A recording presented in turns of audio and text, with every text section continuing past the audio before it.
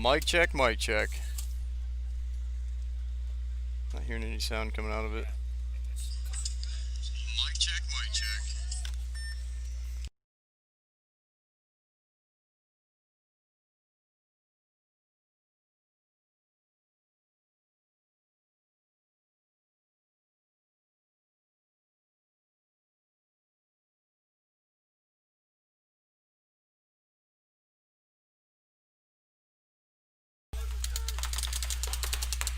Good morning and welcome to the CPSL Event 2 for Division 5. Coming live out of Jacksonville Paintball Park. Catching up everyone on the events that have happened so far. We have done the first set. Voodoo D5 swept the field with all 3 points for the first matchup. Myrtle Beach Mayhem swept the field for all 3 points on the first matchup as well. What we just saw on the field here, Cypress Kings and Black Ops Bulldogs have just played their point. As we're working through our technical difficulties, getting everything up, we'll be giving the live broadcast here. Currently on the field is Tantrum D5 on your right side and Nomads coming out on your left side. So far what we've seen here, this is a pretty fast playing field with a lot of gaps. We've seen a lot of teams laying out flat, taking the back 5 bunkers to start off with. Here we go, 10 seconds.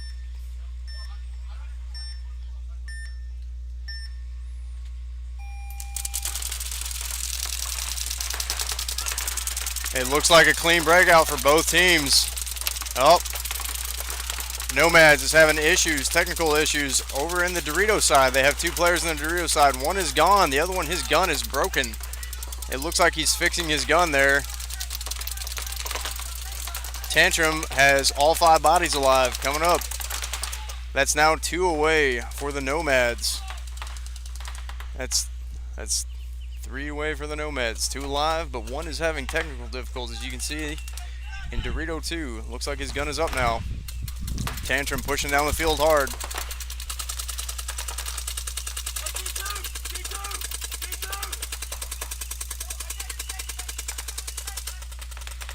Tantrum's really putting the pressure on him at this point. It's not looking good for the Dorito. He's getting a lot of pressure on him. There we go. That is 4 away. 4 away for the Nomads. It is now a 1v5. Tantrum has the advantage.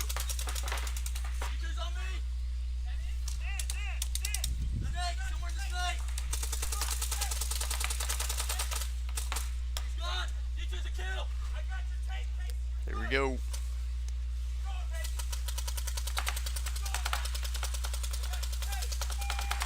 And the towel has been thrown.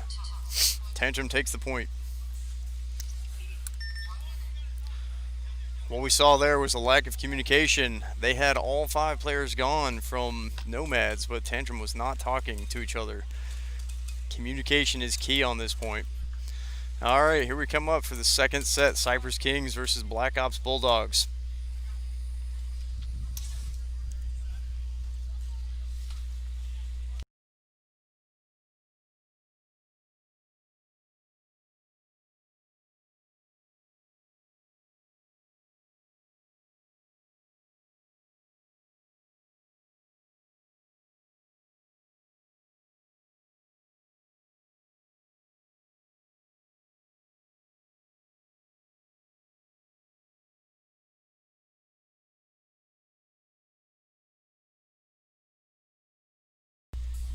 Alright, ladies and gentlemen, what you have, Cypress Kings on your left side, Black Ops Bulldogs on your right in the lime green jerseys.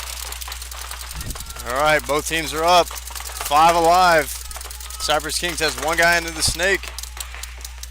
Black Ops Bulldogs have laid it flat.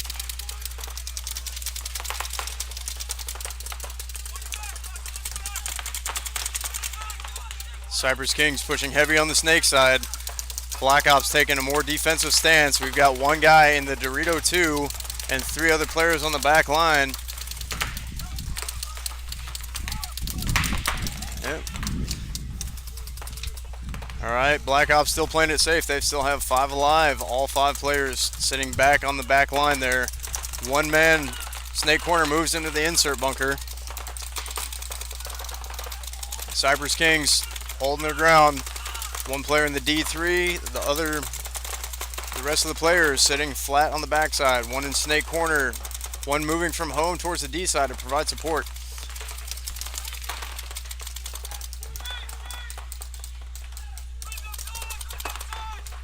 Right now, Cypress Kings has control of the snake, but nobody's contesting it. Nobody's contesting it. Their snake player moves up down the sideline. He's now in snake 2, looking for those cross-field shots on the Dorito. Oh, and he blows up Dorito 2. Dorito 2 is gone. This is real dangerous right now. We've got 2 in the snake. 2 in the snake for Cypress Kings. There is nobody contesting them. The way this field is laid out, you have to have somebody in that snake corner. Black Ops moves somebody to the snake corner. Now he's contesting the sideline. Cypress Kings playing heavy on the snake. They got 2 in the snake and 1 in the insert bunker. It does not appear that they have anybody holding down the Dorito side. Oh, and we get a minor penalty. Both snake players are gone.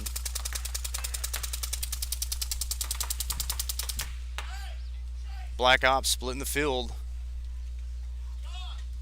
3 alive for Black Ops. Crossing the field, making a risky maneuver down the field, getting shot at.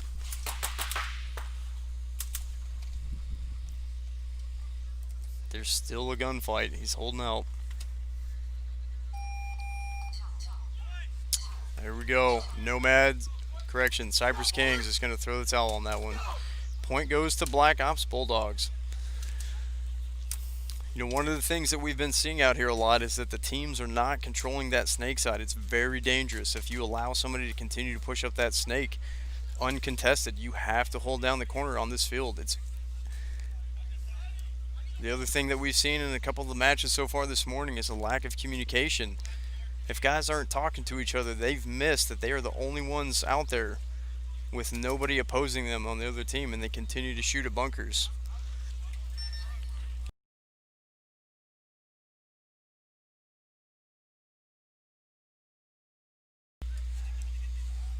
Coming back up for their second set is Tantrum D5 versus the Nomads. Nomads is going to be on your right. Tantrum's on your left-hand side.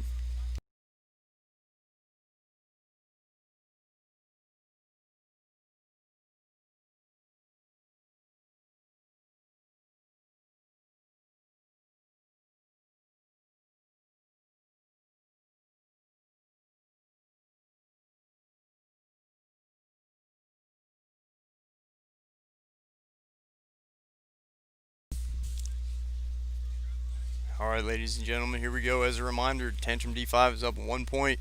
1 point. 10 seconds on the board. Showing one snake runner on the right, one snake runner on the left. Both teams have 5 bodies alive off the breakout. Tantrum being a little bit more aggressive, pushing up to the 40 wedge on the left side towards the Dorito. They've got 1 alive in the snake as well. Snake 1. Over on the right-hand side, Nomads has lost 1 body. Their home player has gotten taken out. They're sitting pretty flat. 1 in Dorito 2. Oh, and Nomads loses another one. It's now a 3-on-4. 3-on-4 as Tantrum loses their wedge player also. They've still got 1 up in the snake. Again, nobody contesting that snake side. Nobody contesting it. Extremely dangerous to the other team that they don't have anybody to lock him in on the outside. They've got, over here on the right, Nomads. They've got 1 in the snake insert bunker. He's looking cross field, trying to get those cross shots on the Dorito side. Tantrum snake players moving up the line just off camera. He's at the snake 50. Tantrum snake player now on the opposing side snake. Nomads is in trouble.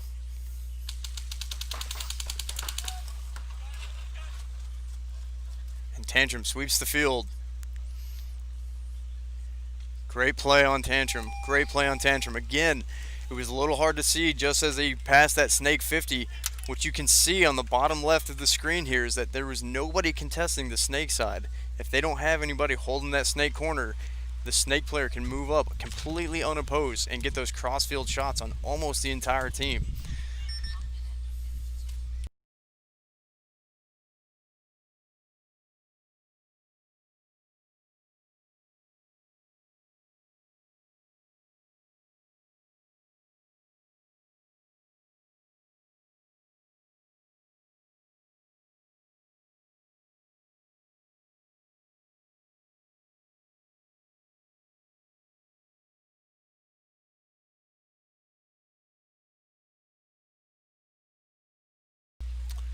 Alright, as a reminder, the ref is handing out warnings. Some of the pod carriers coming out to assist the players. They need to run in and out of their team's starting gate. They cannot enter from whichever net is closest. They're going to start handing out penalties. Teams need to be aware of this. Alright, back up on the field. Cypress Kings on your right. Black Ops Bulldogs on your left. Cypress Kings getting in their stances early. Two snake runners. An aggressive play by Cypress Kings. They've got one up in the snake side wedge. One in snake insert. All 5 bodies alive for both teams. Black Ops Bulldogs, one in the Dorito 2. And they are sitting flat across the board. Nobody in the snake.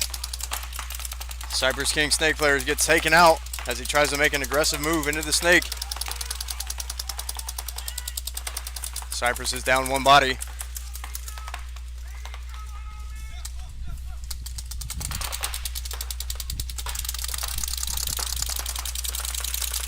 Black Ops spreading the field, pushing heavy on the Dorito side. 3 players on the back line. Ooh, and it's now a 4v4. Good shot. Cypress Kings moving up to the snake insert bunker. Snake inserts now opposing each other, one on each side. Still nobody in the snake. The home trying to lock down the snake insert.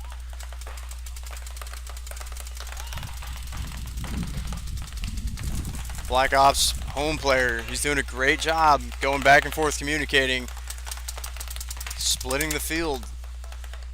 He's talking to his back players. He's doing more talking than shooting. Black Ops has one player who made it up in the D4. Oh, and he gets taken out from the wedge. It's now a 4-on-2 in favor of Cypress Kings. Cypress Kings moving up into the D3. Being the more aggressive team on this push. Kings has a player making it into Snake 1. He's pushing up. He's taking some heat from home. Home's putting heat on him. There's no communication though.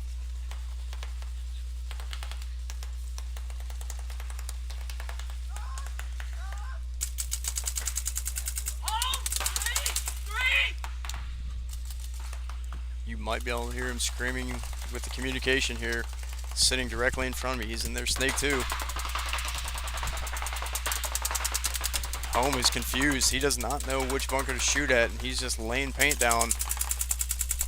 Oh, and he gets picked off from the Snake player. What a great shot. You got to watch those angles. Cypress Kings being aggressive, pushing down the field.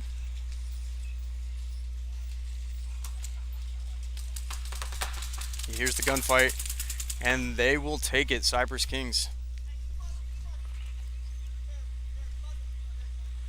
A little bit of communication. They're trying to make sure that a clean player is actually hitting the buzzer.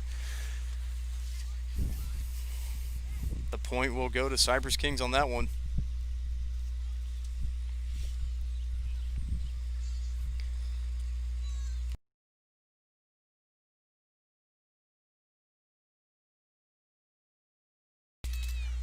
We've seen a lot of teams coming out here so far and playing pretty flat off the break. We've seen a lot of teams doubling up at the home bunker, trying to split the field. One guy laning the Snake and another guy trying to lane that Dorito side. It's pretty evident that everybody understands that in order for this field to play as fast as they can, they've got to spread out pretty wide. What we haven't seen is teams really locking down that Snake. I think later on in the day, that's going to come back to bite some teams as everybody starts to realize that that's a huge vulnerability. What players and teams need to be cognizant of is once that snake side falls for your team, you're in a world of hurt if you don't have anybody to contest it and make sure nobody's climbing up that snake side. Here we go, 10 seconds on the board. It's Tantrum D5 versus the Nomads.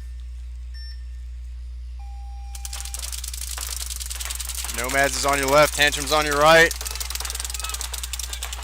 We've got a clean breakout from both sides, 5 alive. Oh, Nomads loses their D player. Their Dorito player has taken a hit. It's now a 4-on-5 in favor of Tantrum.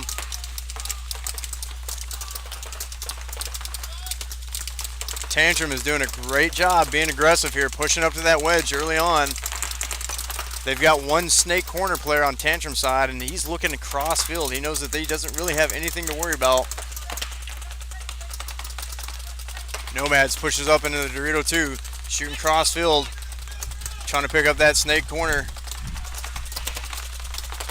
Both teams have a player on the snake wedge. Nomads loses their player. Oh, 2 get taken off at the same time.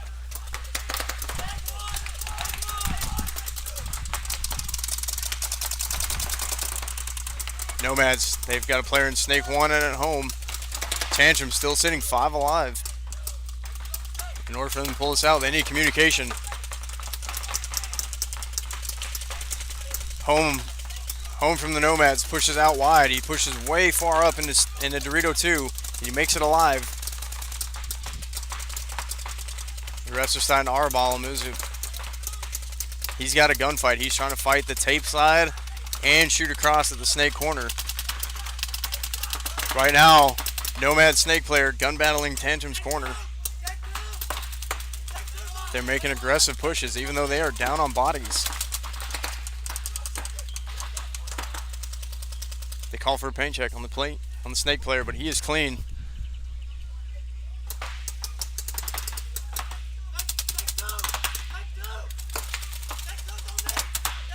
Hats off to Nomads. They are gunfighting very aggressively right now, even though they are down in bodies. Tantrum has a player in their snake 1 and snake corner, both putting pressure on Nomad's snake player, but he's doing a phenomenal job gunfighting here. Tantrum trying to split the field back. Everybody's communicating. They realize that 50 snake is an issue, but they are miscommunicating at the moment. Nomads sitting on the points, taking an aggressive stance. Oh, and the snake player gets picked off. Square in the goggles. Tantrum running down the field for the kill. There we go. Both players are hit.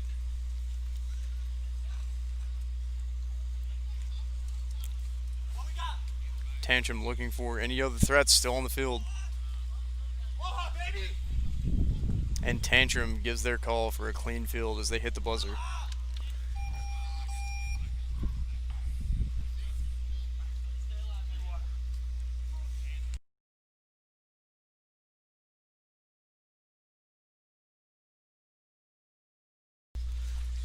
And that will be the final point for the match of Tantrum D5 versus the Nomads. Tantrum's going to take it clean sweep, all 3 points.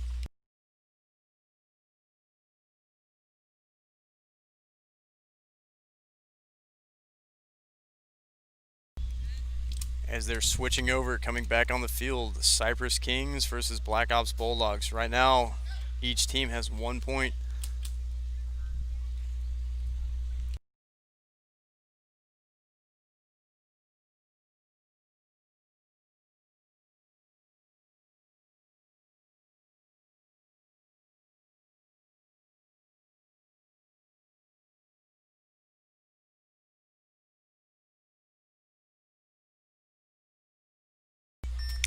All right, 10 seconds on the clock. Black Ops Bulldogs look like they're going to go guns up. Cypress Kings being a little bit more aggressive, pushing out. One in the snake, one into the snake wing, and one into the snake corner. Their home player has been taken out from the...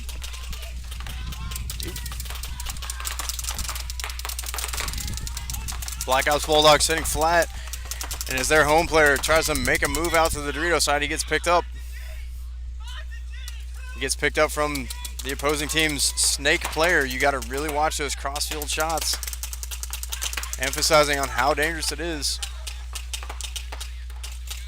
Cypress Kings down 2 bodies right now.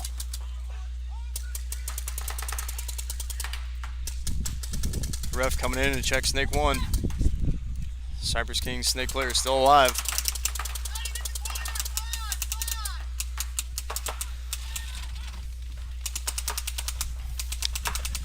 Cypress Kings calling for a paint check, and he's clean.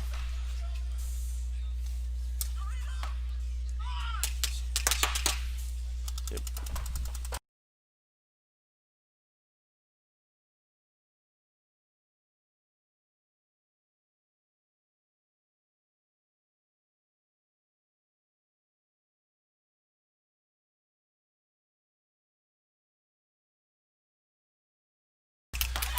What's going on, Paintball World? Andy here with CPSL coming at you live. Got a nice little run through from Cypress Kings there. Looks like he did not trade out. They're calling the player clean. Now Bulldogs lose their back right corner. Oh, a little gun battle there. Looks like, was that Rogie? The Cypress King runs in, tags the button. We'll see for point approval here, but it should tie that up. Yeah, point approved, so tied up here, 2-2, Cypress Kings. Whew. Should be 2-2. Yeah, because Bulldogs were up 2-1 just a minute ago.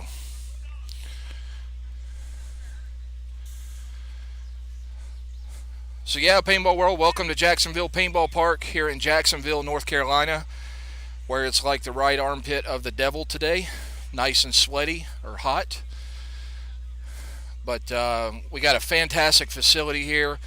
Big shout out to Andrew, Chris, and all the staff here at Jacksonville Paintball Park for all the hard work they put in. They put down this fantastic turf back in January, February time frame. We've got phenomenal professional quality pits with 3 air stations and each pit on the opposite side of the field. CPSL just invested in the buzzer and scoreboard system for this event. So far everything seems to be running pretty smooth, you know. We're not too far behind schedule. A couple minutes behind schedule, but that's to be expected.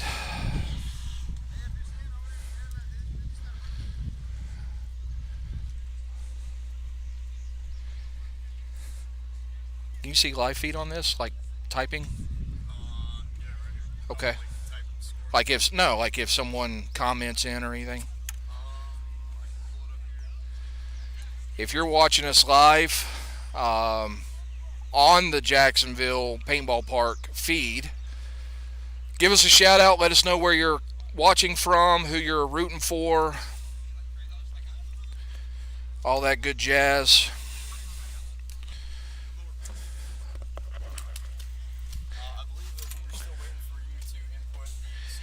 No, I shared it over to the CPSL. We're good. We're good there.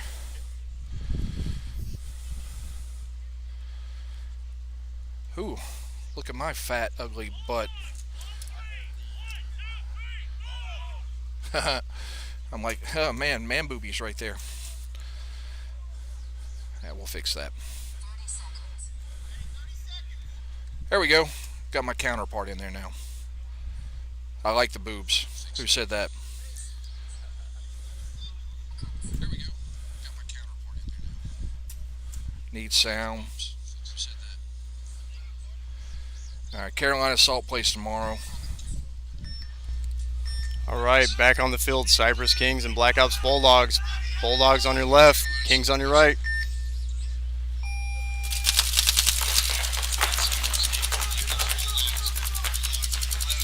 Cypress Kings drops a player coming out to the near side tape line.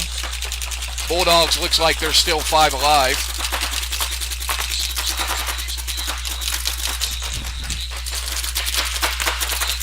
Ooh, Cypress Kings being very aggressive. 2 players up in the snake.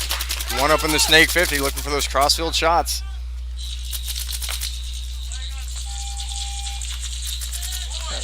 That was time. And the time.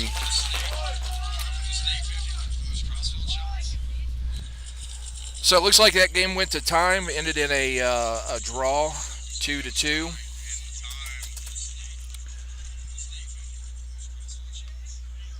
So we'll move into our next set. Let's see. In that set, we had Tantrum and Nomads. Tantrum took that 3-0. Cypress Kings Bulldogs tied 2-2. Rolling into our next set, we'll have Nemesis on the right, Doughboys to the left, and coming up after them, Crisis Silver and Demise, respectively. I got to turn this volume down. I'm sitting here like, man, it's freaking delayed. What's your name? JD. Andy. We appreciate JD being up here and doing a little commentating, keeping you guys somewhat entertained today. And I'll be popping in and out. Chris will probably jump up here sometime today and do a little commentating for us. Again, we'd like to thank all of the staff from the CPSL, the amazing refs that have been out here. You guys have been putting on great events all year. Appreciate that. Yeah. Last year was also great events, and we look forward to continue with the live streams. And yeah, the updates have been nice. The new buzzer system is in, and the pits have been an improvement every single event. It's been great. I tell you what, you know, from a perspective of a promoter, you know, my goal is always to try to make each event better than the last event, and you know, we're slowly getting there. It's not something that we can just come out and get all the high-end equipment right out the gate. But you know, we can't do it without the players, and we can't do it without the field owners. You know, the staff here at Jacksonville has been phenomenal, and I can't say enough about this park. I've been talking with Chris and Andrew for a year now, trying to get an event down here, and fortunately we were finally able to make that happen for this season. And Jacksonville Paintball Park definitely hasn't disappointed. If you're in this area, if you're looking for a place to go and play, I would highly recommend coming and checking them out. It's 130 Imperial Lane. That's correct. Yep. What's the zip code? It's 28540. 28540. There is another Imperial Lane here in Jacksonville, but it's on the other side of the park. All right, we got what is this? Nemesis to the right, Doughboys to the left. Nemesis triple stacks the center can off the break. Doughboys drops a player. Now they're breaking out wide, coming into the snake, spread it out across the back line. Nemesis making that risky move up into the snake, crossing in front of his other players. They're pushing down the D side over there. They're starting to tear apart the Doughboys now. Doughboys dropping bodies. Yep. And Doughboys throwing the towel. Looks like Doughboys threw the towel on that. So, you know, again here at CPSL, we run a X-Ball format. It's a modified X-Ball format. For Division 5, we run 8-minute points with a Mercy 3 rule. For Division 4, we give them 10 minutes with a Mercy 3 rule. Everybody plays 4 prelims. Today we have 10 Division 5 teams from across the Carolina region. Tomorrow we'll have 13 Division 4 teams from the Carolinas, and we have a team coming in from Georgia. So we're excited for them to be joining us. Walking out now, we've got Crisis Silver will be to the right. Demise will be to the left. Demise is a Jacksonville team, isn't it?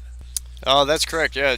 Demise is the D5 team that plays out of Jacksonville. We've got some younger guys, and it's good to see people growing the sport and really coming out there and putting themselves out there. It's a new team to the CPSL. We're excited to have them.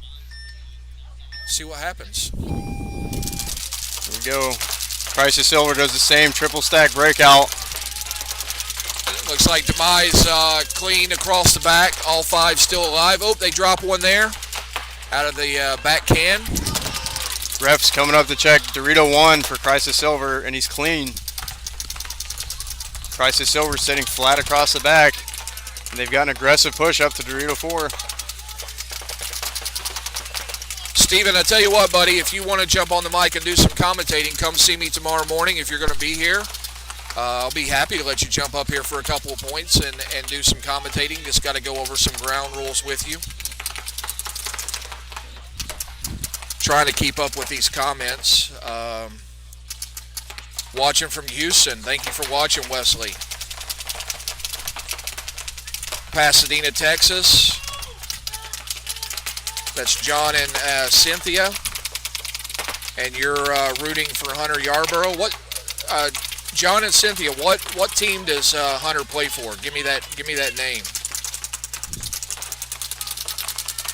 Watching on a big screen TV. That's awesome, man. I appreciate you guys tuning in all the way from Texas. Oh, Demise. Okay, there it is. There we go. Demise. Awesome. Demise gets one player up into the snake, but they're getting pressured hard as Crisis Silver has a player up in their 50 Dorito. So we got dual players and snakes. I'm gonna take my sunglasses off so I can actually see I just realized that we have it up here as well. Yeah.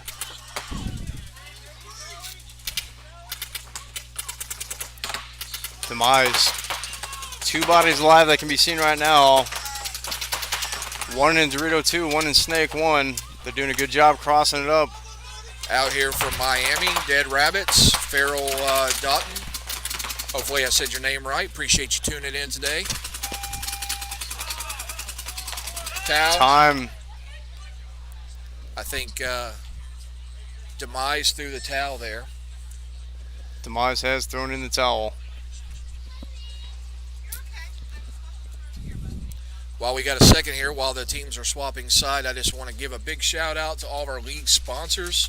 First and foremost, GI Sports. We shoot GI paint at all of our events. This event we're shooting Empire Premier El Tigre, which is a 4-star quality paint. That's that nice orange color that you see out there. Seems to be doing okay. This heat's going to make it a little bouncy, but we'll be good to go. Hopefully these guys keep their paint cool. So appreciate GI Sports and all the support that they give to the CPSL. Want to give a huge shout out to my boys at Dye Paintball. Dye stepping in, doing big things for us this year. They sponsored us with a canopy for our admin, and they do some other great things for us behind the scenes. So appreciate Dave and Chris and Billy and Devin and all those guys out at Dye Paintball. All right. Doughboys with a huge breakout, breaking all the way up to that center 50 up there. Looks like he made it in clean. He kind of face planted into that bunker, which was kind of funny. But he made it clean. Nemesis starting off with 3 at their home bunker before breaking out. Now they have 1 at Snake Insert and 1 at Dorito 1. Oh, Demise drops player D side, trying to make a move up. So Nemesis is going to take advantage. They push 2 to the D side. There's another player for the Doughboys going down. We should start to see Nemesis taking advantage of that gap on the D side over there. And they got a player in the snake. Oh, there goes another Doughboy player. Doughboys are hurting on this one. As Nemesis snake player pushes up to Snake 2, checking those crossfield shots. He's checking off the Dorito side, making sure it's clean. And there comes Nemesis down the D side as well, pushing up to D1. Doughboy's trying to split the field, and he gets picked off going to home. There's another one. Doughboy's trying to be aggressive, pushing into Snake 1. I don't know if he knows that he's the last one alive. Nemesis, good communication. They know exactly where he's at, and he gets picked up. This is kind of where experience would come into play. There we go. Doughboys through the towel. I was getting ready to say that, this is where Doughboys needs to be aware and go ahead and throw that towel. Of course, these D5 teams that are just now really learning the X-Ball format. A lot of these teams really are, honestly. So, there's a lot of strategy that comes in with playing X-Ball. Knowing when to throw the towel, when to let the point ride, what kind of strategy, who you want to put on the field. It's more than just putting 5 out there and shooting each other, Absolutely. There's a lot of strategy that comes into this that a lot of people seem to miss sometimes. What we saw earlier with some of the matchups, it was a team was down by 2 points, and they chose to let their players sit in the Dorito side for a long time.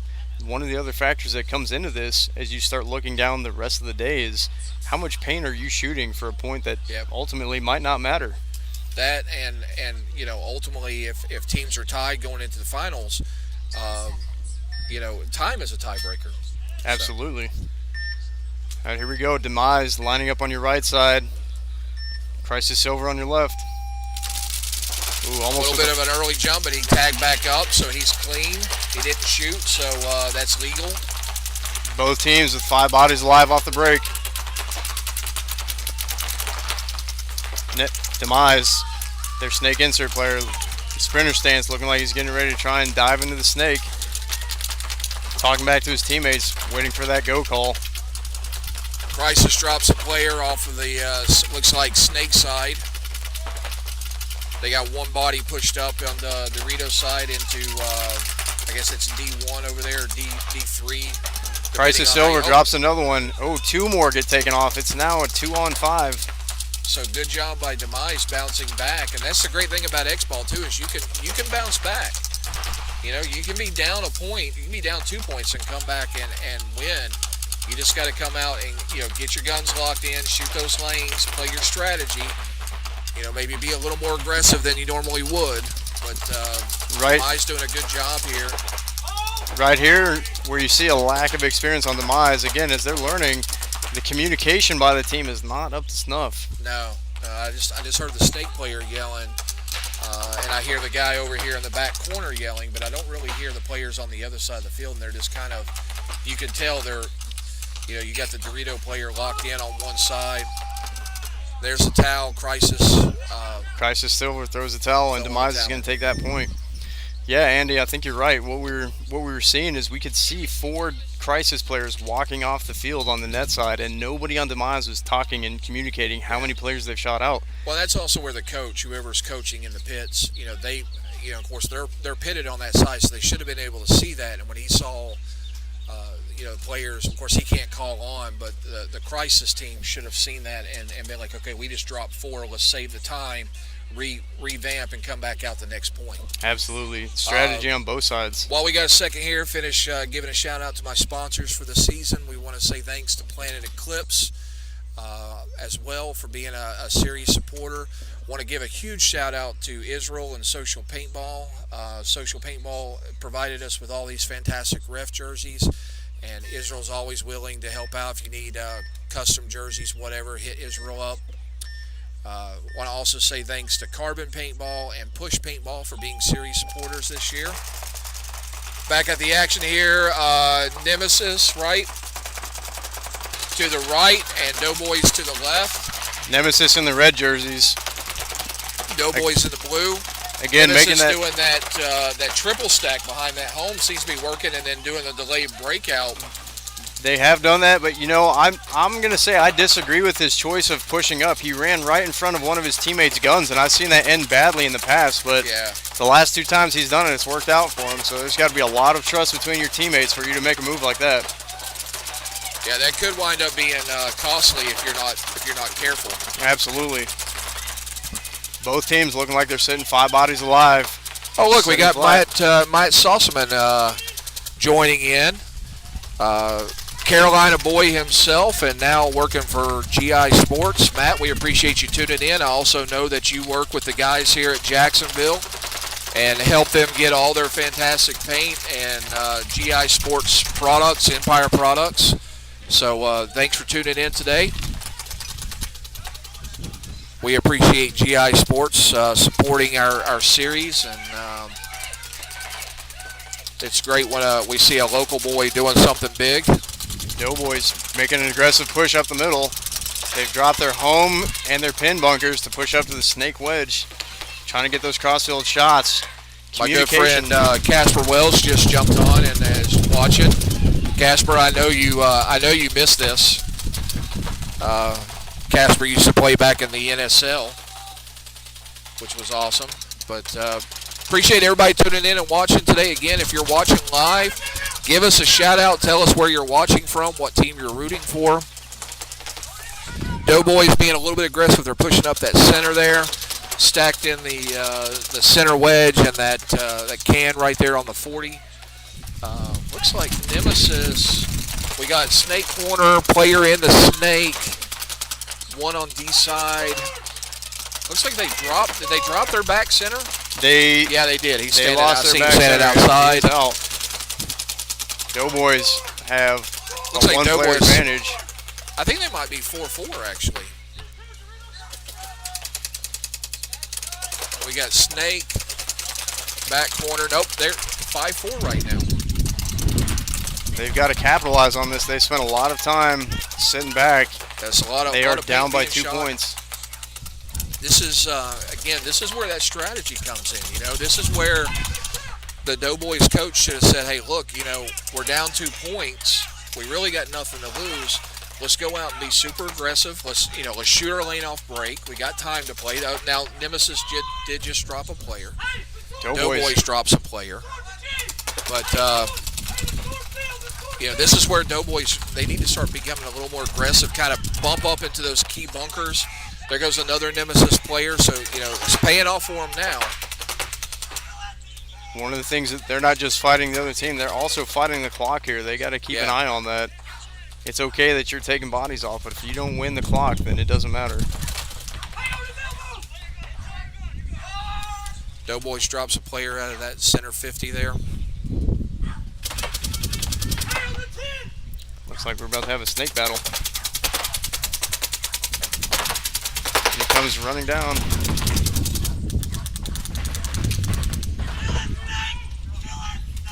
Nemesis loses their snake player. Doughboys with their snake 50. Two. And, and he gets picked off running for the buzzer. Now here he comes down the tape line. And he misses him. Completely missed him.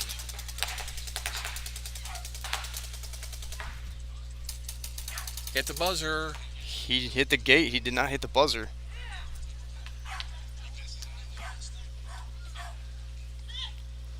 There seems to be confusion from both teams. The game is not done.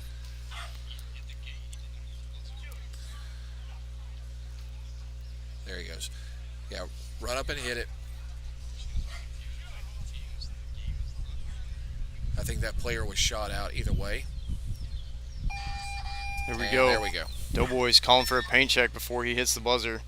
Smart move. He had the right idea. Maybe he knew that he was hit, and was just hitting the gate as, dang it, I was right here, type thing. Because if he had hit it and he had a shot on him, then that definitely would have been a swing point. Because they didn't have enough to warrant fulfilling a major penalty, which that would have been a major. Absolutely. So good play on him, making sure, getting a clean player up there to go and hit the buzzer. The crazy thing is that he didn't hit the guy coming down the tape line, and maybe he thought he was one bunker back. He did not even look at that center 50 bunker on the Dorito side. Didn't even look at him. All right, we got Crisis and Demise back out here. What is this? Demise on your left side, Crisis 1-1? on your right. It is 1-1.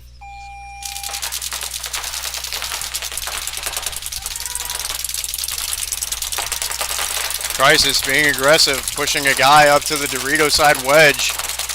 I really like how they staggered their breakout there. They bumped two out to that can, shot the lane, and then bumped out to the Dorito. Sent one up the center. It seems to be a pretty good breakout for them. They got 5 alive. Demise looks like they still have 5 alive right now.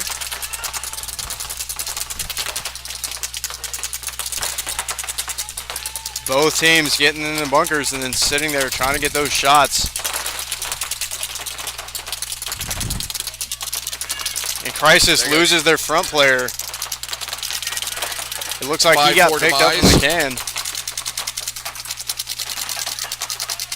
Crisis Silver sitting up at about their 20-yard line. One at the snake insert and one at their Dorito 2. Getting those crossfield shots. Snake insert trying to hold down that snake corner.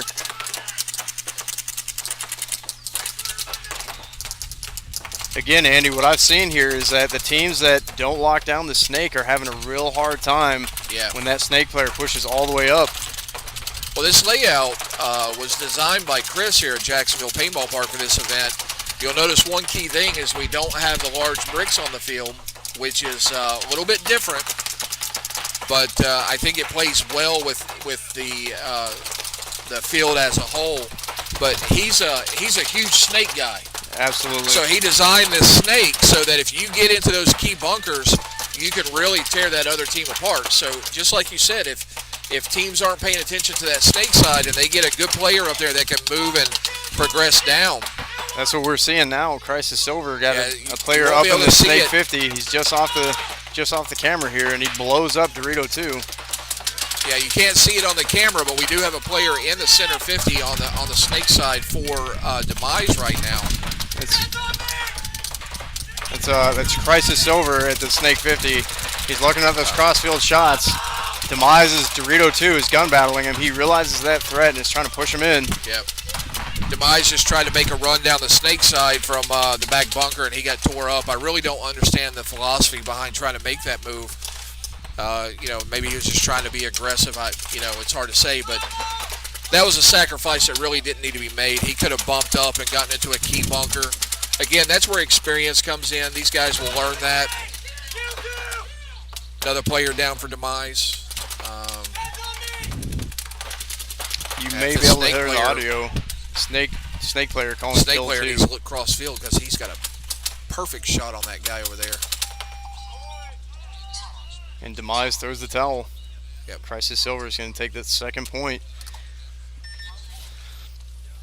So kind of going down the list some more for series sponsors. Again, we thank GI, we thanked Die Paintball, Social Paintball, our 3 major sponsors of the league. Big shout out to Planet Eclipse, Carbon Paintball, Push Paintball, also to Rock Easy Products and Moment Threads. And then we want to thank all our field supporters this year. We have Black Ops Paintball in Fayetteville, Jacksonville Paintball Park, PBC Paintball Central Greensboro, which is where our next event will be held at, and then Black Ops Paintball in Myrtle Beach. So we appreciate all the fields. We appreciate all of our vendor support. Of course, this isn't possible without the players and without the support of the loved ones that let them come out and play. So we thank you guys for letting your boyfriends, sisters, brothers, cousins, uncles, grandfathers, whoever it might be, we appreciate you letting them come and play. Back out on the field, we have Nemesis in the red on the left side and Doughboys on the right in the blue. Nemesis trying that 3-stack breakout at home, and it costs him 1 body as he tries to break out to the snake side. Oh, and they're down 2 bodies now as Dorito 1 gets picked off as well. Doughboys sitting up 5 alive. Yeah, Nemesis, 2 players. Was that just shootout or was there a penalty? The 2 players from Nemesis got picked off as they tried to make that breakout. They did that 3-stack at home as they've done every time. So, see, that's where watching and learning, you learn that, right? So you should know, hey, look, Nemesis is going to come out and stack 3 and then break out. That's only going to work so many times before someone picks up on it. Absolutely. In a game like this where you have that strategy, you have to mix up your plays every time. If you constantly do the same thing, the other team's going to pick up on it and capitalize. Refs coming out to check that Dorito wing. Doughboys losing 2, 3 bodies. That's going to hurt them as Dorito 2 picks them up. Again, that's 4 bodies. And they've got to win by 3. So if Doughboys was smart, they go ahead and throw that towel in because this isn't a sacrifice point. They're going to have to go to a 4th point, and they call the towel. Ooh, they did not get the point in time. This is where that athleticism comes in. We saw it at the last event where a couple of teams missed hitting the buzzer by a fraction of a second, and we just saw it again. I don't think Nemesis got that point in time. I think there might be a problem over on the other side. I have to go and check this out. All right, well, guys, I'm going to jump off the camera for a few minutes. I'm going to run over to the other side of the field. I'm going to leave you in good hands here. Again, we appreciate everybody tuning in. And make sure you like and share this live video. Let's get as many people watching as we possibly can.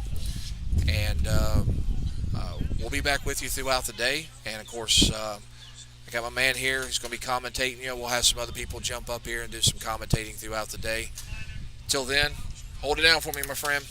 Good job. Take care. Thank you, Andy, once again, running the CPSL. He's going to take care of some technical difficulties that might have arisen on the other side, but that's the great thing about this league is everyone is out here making sure that this is the smoothest running event possible.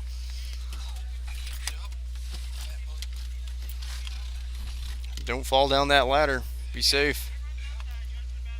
Yeah, it's a little bit sketch, but it'll be okay. All right. It's not as bad as the one in Fayetteville.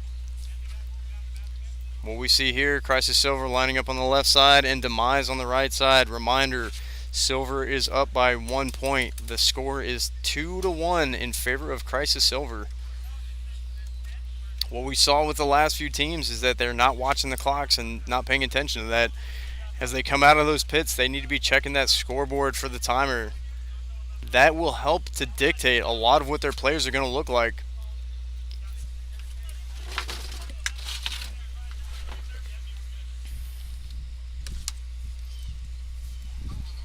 One minute on the clock.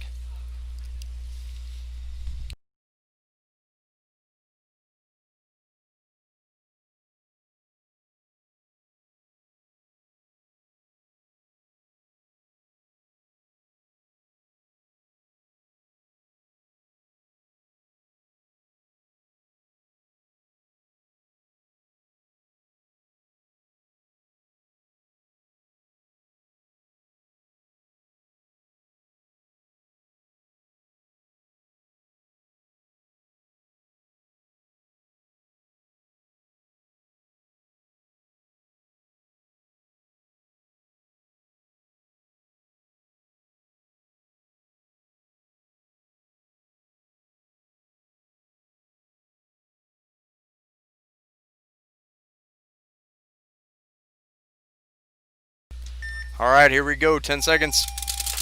Crisis Silver coming up a little bit guns early. All right, here we see Demise once again. Their snake insert bunker taking that sprinter stance, trying to make the move.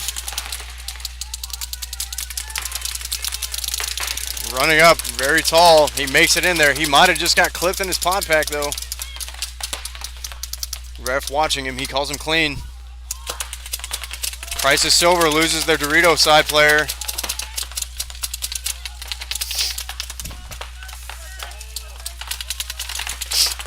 Once again, you got to watch those crossfield shots. Demise loses a player also out of their Dorito side.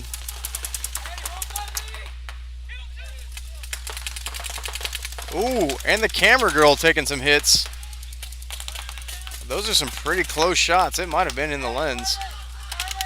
That looked like it came from one of the Crisis Silver players.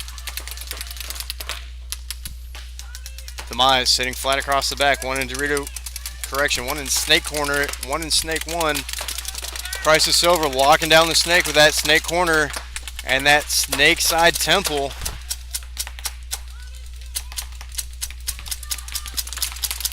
These players need to be communicating to each other. They don't have a whole lot of time to mess around. Right now, Crisis Silver sitting with the Dorito side can occupied, the temple, and the back snake corner. Crisis Silver 4 bodies up. One player can be seen here in the snake side wedge at the 40-yard line. Time. That match point is going to end in a draw. Unfortunately for Demise, Crisis Silver is going to take the matchup as they had 1 point more.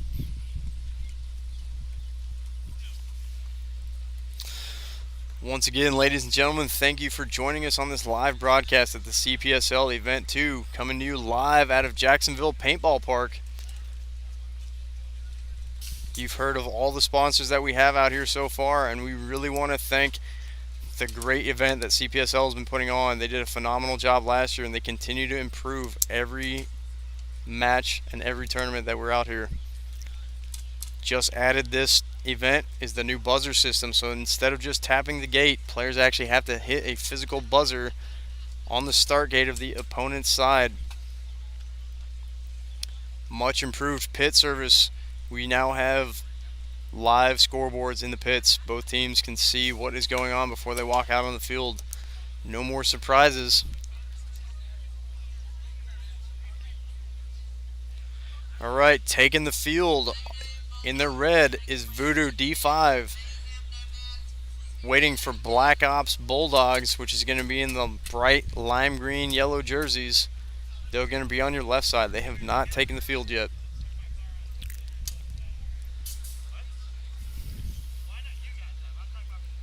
We've seen a lot of aggressive play so far. Guys pushing straight up to those wedge bunkers up in the middle. I haven't seen a whole lot of people taking advantage of this snake side, but it's going to be very dangerous once you get the teams that can actually communicate and describe what's going on. One of the things about this layout that I've seen is it actually takes some more than average athleticism.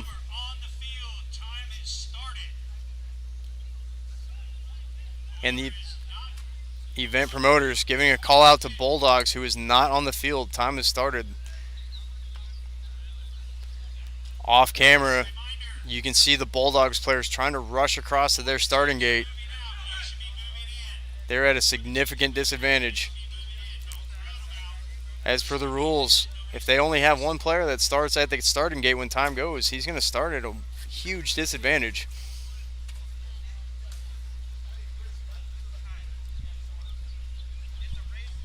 All right, Bulldogs giving that 30-second mark. Courtesy of the event promoter, letting them know that they're supposed to be on the field. We almost had a no-point contest for Voodoo D5.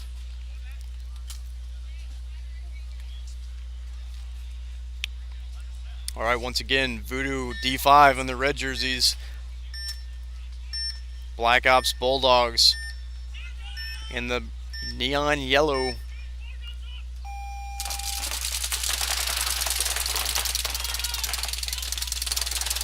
Both teams 5 alive on the breakout. Bulldogs sitting with 2 players at home, looking that snake side. Voodoo with 2 players at home. Bulldogs loses their snake side support. Right now it's just snake corner. Pushing 1 player up to the can in the 30-yard line. Voodoo making that aggressive push out to the wing.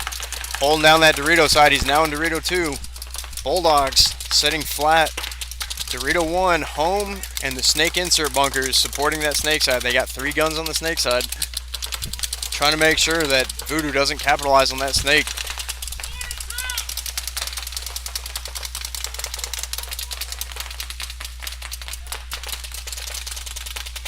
Not a lot of communication going on from either team here. Voodoo makes that push up to the snake side wing. He's looking crossfield, trying to pick up those shots on the Dorito.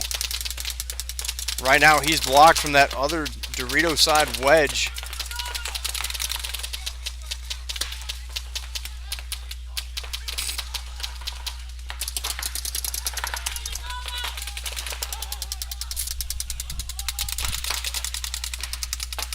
Sounds like Voodoo's giving out some false kill calls. Black Ops Bulldogs makes a move into the Snake 1, as well as into the Dorito 3, and it does not appear that Voodoo knows about Dorito 3. Dorito 3 is looking outside, trying to gunfight with Voodoo's Dorito 2. He pushes up into the Dorito 4, and he gets picked off. It looks like he traded out with the snake side wing with Voodoo. Voodoo now down 3 bodies. Oh, correction, Voodoo is up with 3 bodies.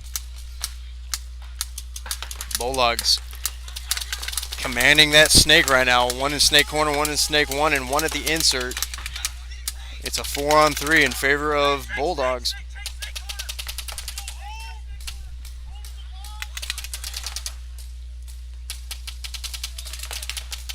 Voodoo doing a little bit of communication. Voodoo snake corner trying to lock down the snake. Clear communication from the Bulldogs that they are trying to open it up and make moves down the snake.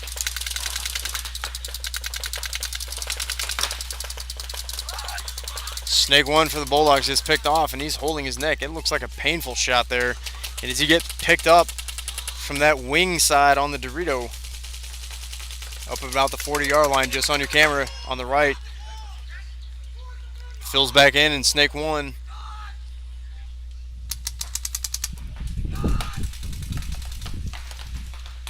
Voodoo doing an excellent job communicating, calling out the last two players.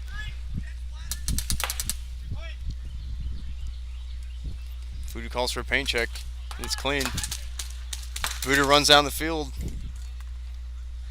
Picks up two players. It looks like he might have traded out.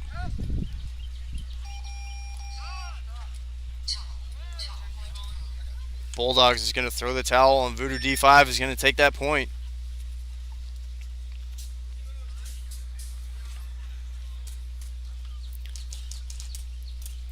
Good gunfights and good communication on both sides there.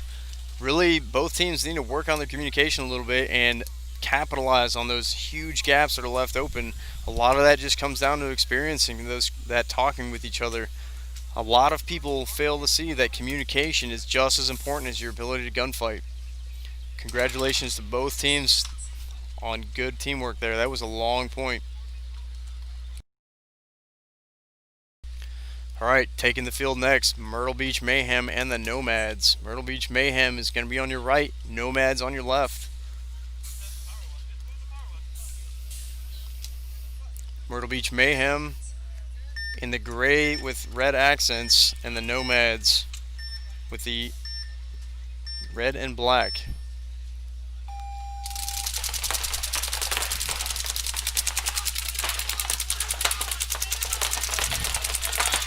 Nomads get a player into Snake 1 off the break. Myrtle Beach Mayhem dropping a body. Their home player just takes a hit from Snake. We see Mayhem trying to really put pressure on the Snake 1, and they pick him off.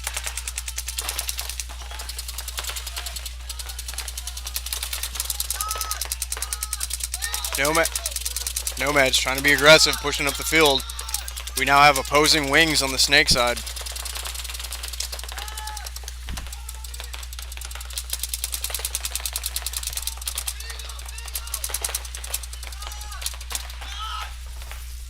Myrtle Beach Mayhem doing a great job giving call-outs, keeping their team informed of who's where. Nomads having their home bunker push up, being a little bit more aggressive. And they dropped another player. It's now a 3-on-4. No more back line for the Nomads as they've pushed up. They've got one in the wing, one in both wings, and one in Dorito too.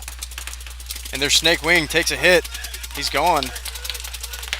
What you're not seeing on camera now is their Snake player for the Myrtle Beach Mayhem is just commanding the field as he pushes up.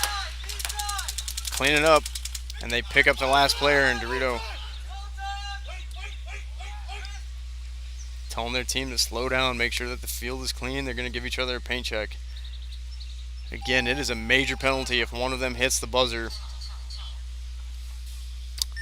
Good play on Myrtle Beach Mayhem as they take that first point.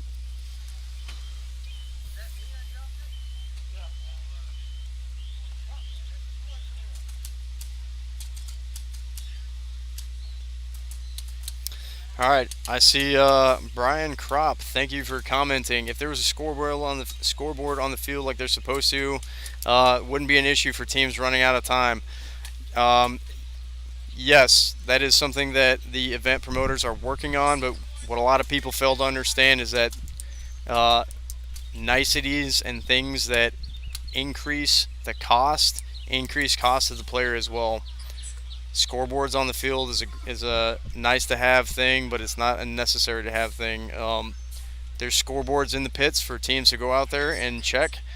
And again, we have an excellently run field, excellently run events. Thank you to the CPSL staff for everything that they put on.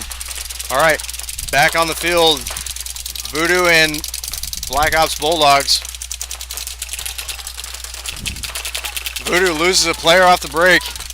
Black Ops sitting with 5 players alive, sitting kind of flat. Nobody's controlling the Snake on the Black Ops side. They've got the Dorito, the 3 backline bunkers, and then 1 on the Snake side. Small cake that's up there on the 20-yard line.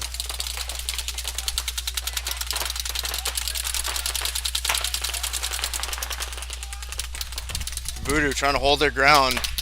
Sitting 1 point up, they have the ability to sit back and command this point.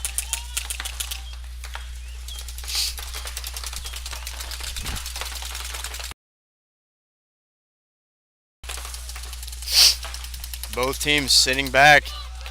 Not a lot of aggressive play right now.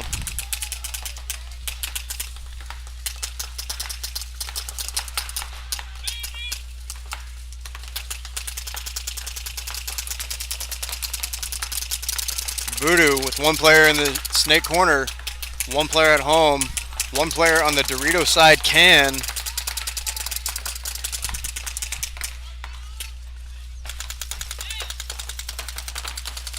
Both teams choosing to sit flat, holding their lanes, and one player from the Bulldog gets picked off in the Dorito side. Dorito side can for the Bulldogs moves out to Dorito 2. Snake side cake for Bulldogs pushes up. Voodoo loses another body. It's now a 3-on-4.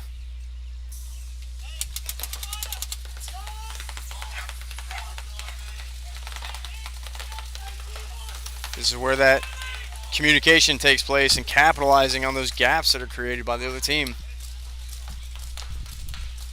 Voodoo's Dorito side looking down the tape line.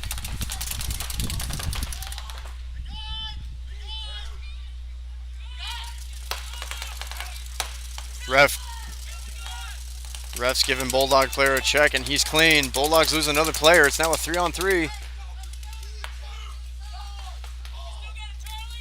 Both teams, good communication. Talking to each other, making sure everybody knows where they're at. We're seeing a little bit of a loss of control of this snake side. Very dangerous. This Bulldogs continues to look inside. He's got both players looking inside. Oh, and a towel is thrown. Waiting to see which team. A towel was thrown, but I did not hear which team that point got approved for.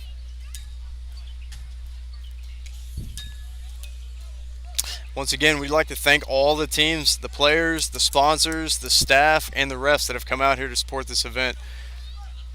CPSL has been putting on great events, great reffing, and continuously improving each event, stepping it up as they learn, continue to grow, and put on the best event possible for the players. All right, coming back onto the field, Myrtle Beach Mayhem and the Nomads.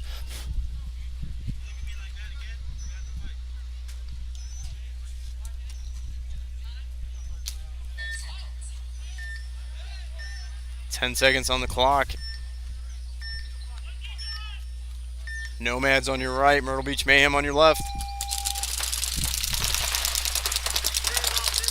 An aggressive breakout by the Nomads. Nomads pushing up to that snake side wing.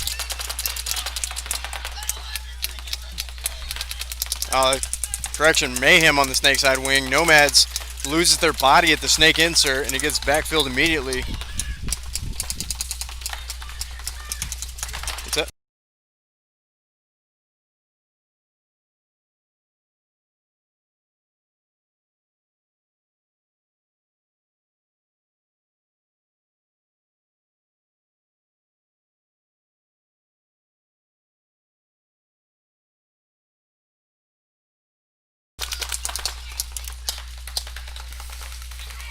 How's it going?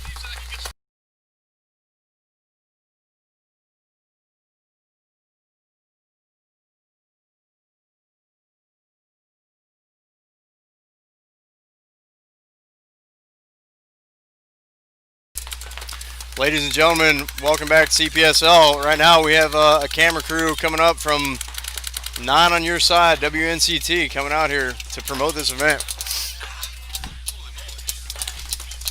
A little bit of a climb up here. The set that we have is raised up above the field so we can see. Right now,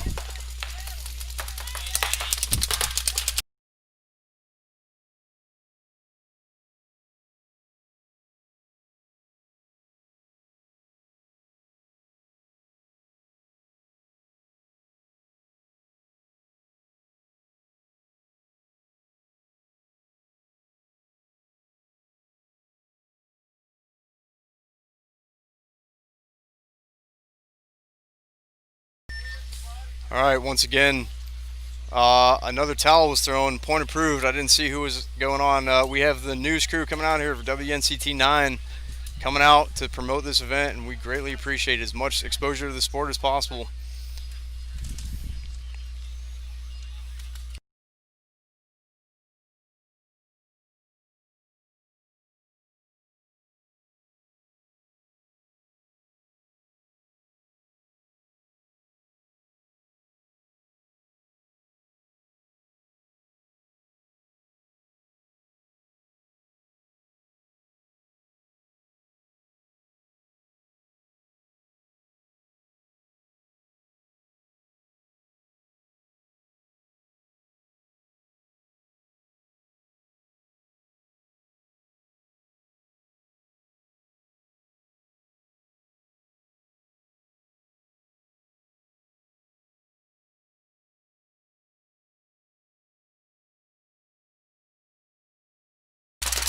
Ladies and gentlemen, here we go. Voodoo D5 on your right. Black Ops Bulldogs on your left. Black Ops losing 3 bodies off the break. Throwing the towel. That was a quick point.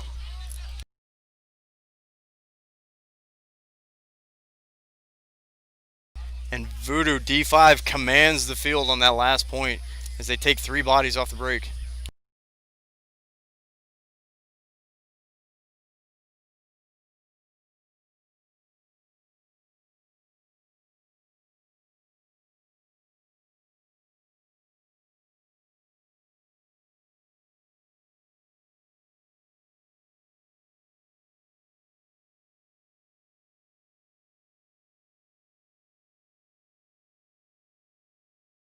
All right, ladies and gentlemen, I'm going to leave you with the live feed up for one moment as we take a break.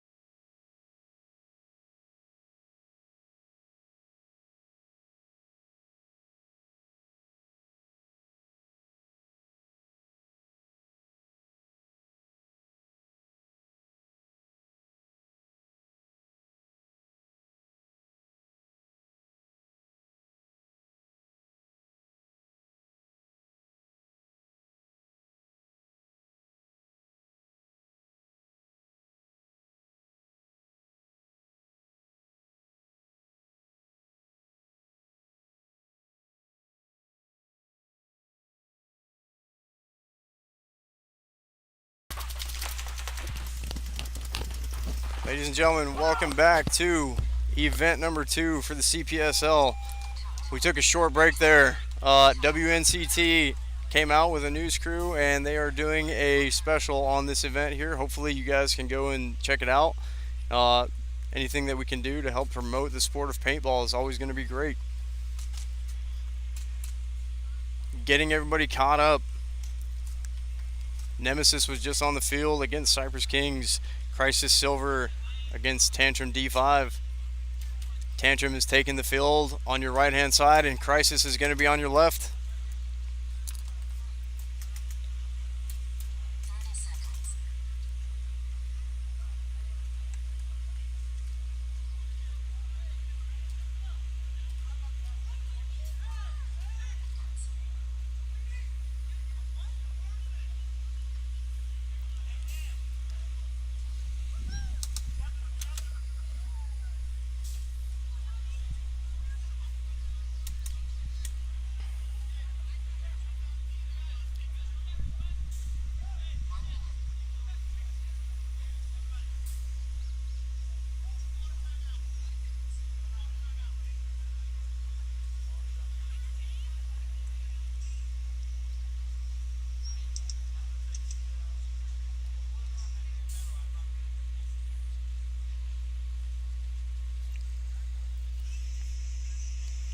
All right, waiting for Crisis Silver to take the field.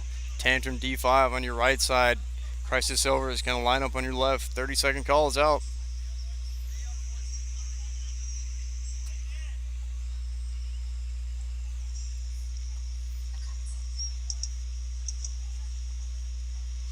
Hey, I see the comments from everybody with the sound checks. I had the mic muted. I was giving that interview for the news crew that was out here. Once again, trying to do everything we can to support the sport of paintball. Here we go.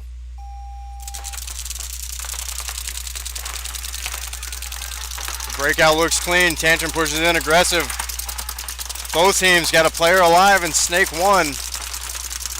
Crisis Silver loses one off the Dorito side, trying to make that aggressive push up the middle. And we got a minor penalty. Tantrum has been getting killed with penalties. What you guys may or may not have seen on the last one is they took a major for the same guy that pushed up into the 40. Their Snake player gets taken out as well as the guy in the 40. Tantrum now sitting back. 2 bodies as the Dorito gets taken out. Tantrum with Snake corner and the can over on the Dorito side. Crisis Silver needs to capitalize on this. Crisis has 1 player in the Snake 1 at home and 1 in Dorito 2.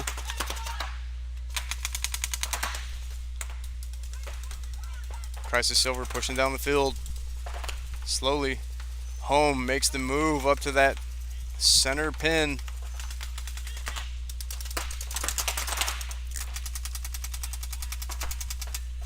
Tantrum, Snake corner, and Crisis is Snake battling it out.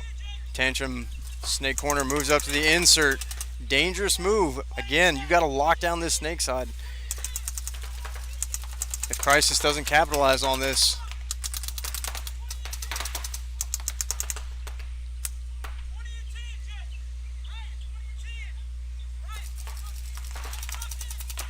Crisis loses their center player.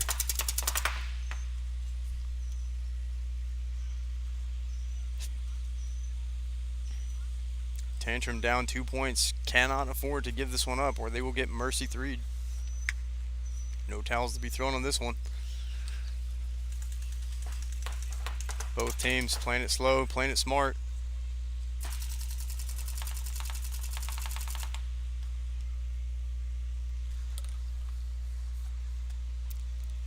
Sensing hesitation. Crisis' Snake player moving up slowly as he makes it into the 50, putting the pressure on Tantrum, and he gets taken out.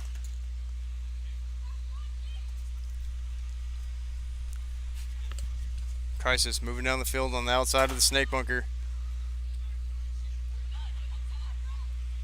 Clearing the field, talking to each other.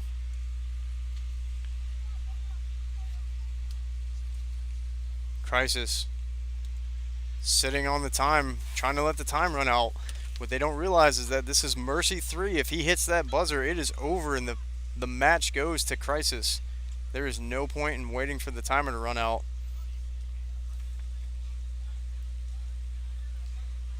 You running the clock down is doing nobody any favors, especially not your team. And he goes and hits the buzzer. There we go, game finished in favor of Crisis Silver. They are going to take that match against Tantrum.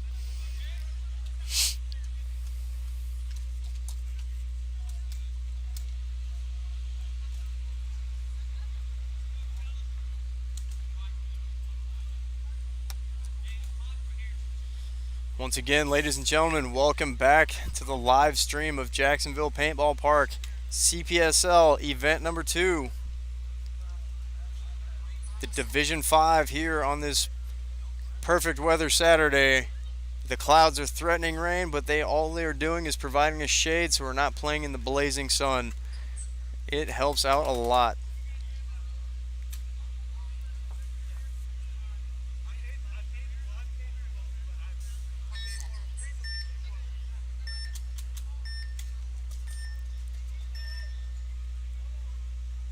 Nemesis lining up on your right side. Cypress Kings on your left. And the referees call a timeout. There is a 1-minute timeout on the field.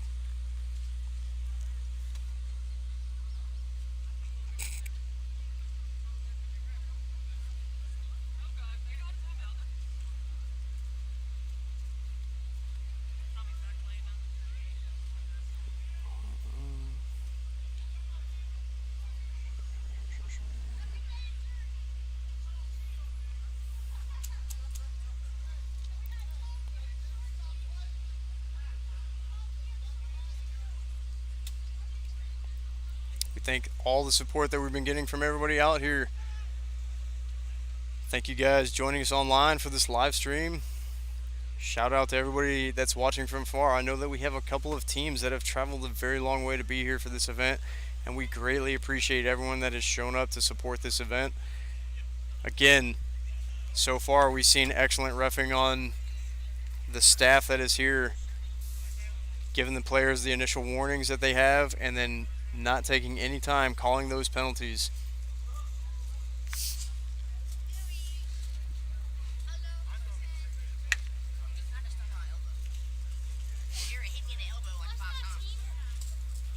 There are a lot of people out here today, and we greatly appreciate all the support once again. Alright, as we're looking out there, the refs are spraying down some of the bunkers here, making sure that there's not any bunker rub occurring. Players are shooting both pink and orange paint out here, trying to clean it up. There's been a couple of questionable players from my standpoint here. I'm not the ref on the field to make the call, but it just looked like bunker rub, but it was hard to tell. So the refs are really doing their best to take care of that, making sure that they're cleaning up these bunkers. Take away any of the confusion from that.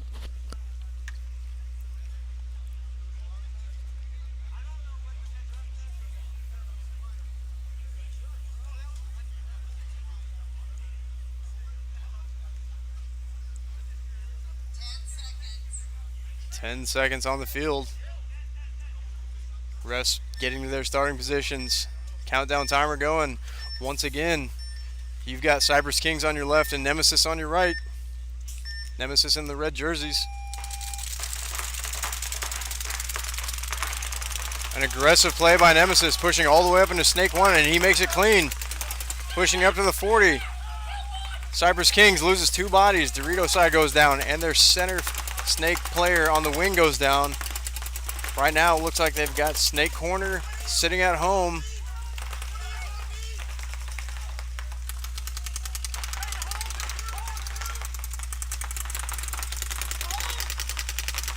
Nemesis doing a great job communicating. Cypress Kings really needs to dig in deep here. Cypress sitting with 1 player at home, 1 player in the Snake insert.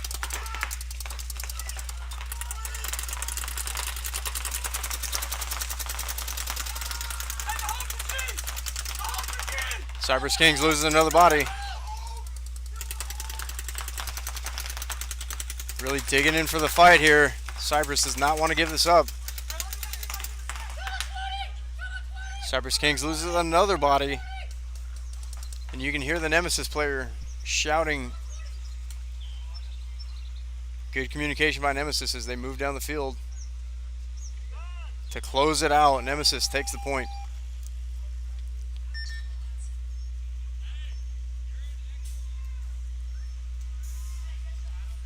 Current score for this matchup, 3 points for Nemesis, 1 point for Cypress Kings. It is not a closeout yet. They've got a 2-minute break before the next set comes on.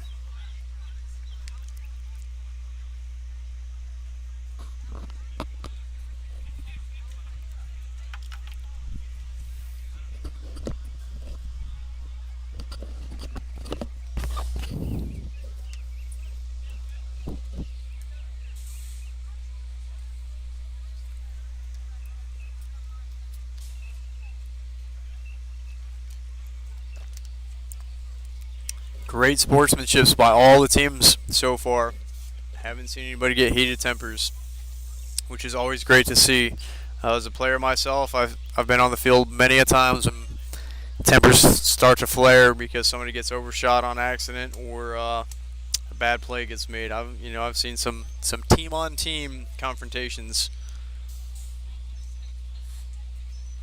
Thankfully, everybody out here is keeping high spirits and doing great.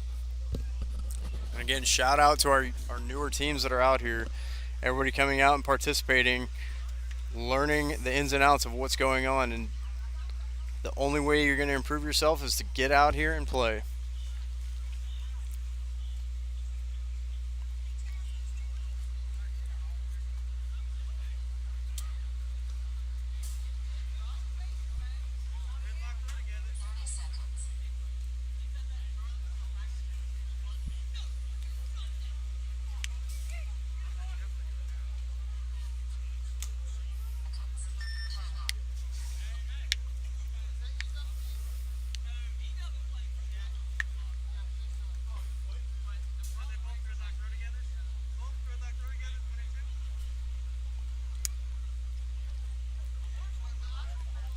Chiming in with the comments, Brandon Ortiz Field's come a long way from the snapback days. This field has made some drastic improvements over the last few years. Really making great improvements. The field out here has recently put in some new turf and major upkeep of these bunkers. The field out here is great for the play that's going on. Highly maintained. A great setup that we have going on. Again, thank you for all the players and the staff that are coming out here. The CPSL has been putting on great events, and as we said multiple times already, they continue to push out a great event for all the players and staff alike. All right, taking the field again, Nemesis and Crisis for their final matchup. There's not going to be much time left unless Cypress Kings is able to pull out a pretty short point here. 10 seconds. Both teams lining up. Nemesis on your left in the red jerseys. Cypress Kings on your right.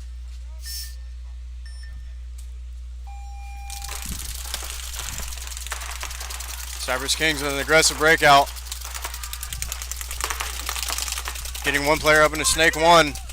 Nemesis also into Snake 1. Nemesis trying to lock down the Snake.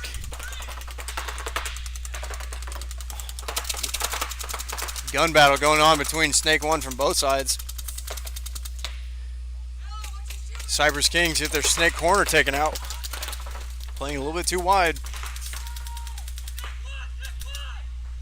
Cypress Kings seeing that threat from Snake and trying to lock it down. Putting a lot of guns on it. Crossing it up. Cypress Kings home player moves out to the Dorito side. Pushing up into Snake 2 from Cypress Kings. Nemesis sitting flat. 4 bodies alive.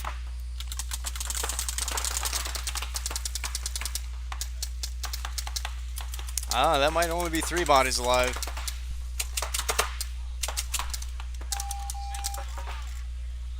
And the buzzer is called.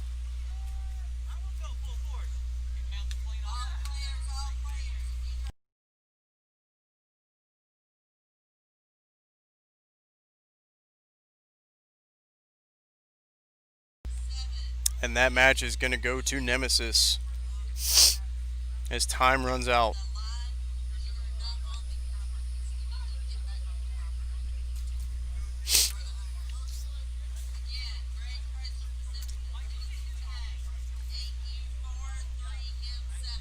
Absolutely right. I see that comment, the mirror push. That's exactly what happened.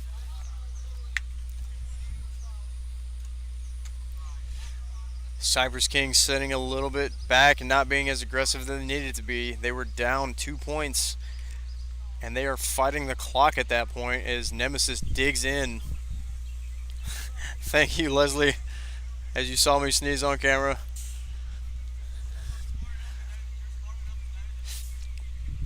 Once again, appreciate everybody joining us on this live cast. Continue to leave comments. Root for your favorite team out here if you have any players that are on the field. Coming up next for the next lineup is Black Ops Bulldogs against Carolina Doughboys for the first set. The second set will be Nomads versus Demise. Black Ops is lining up on your right-hand side in the neon-colored jerseys. Carolina Doughboys is going to be on the left-hand side. They have the black and blue jerseys.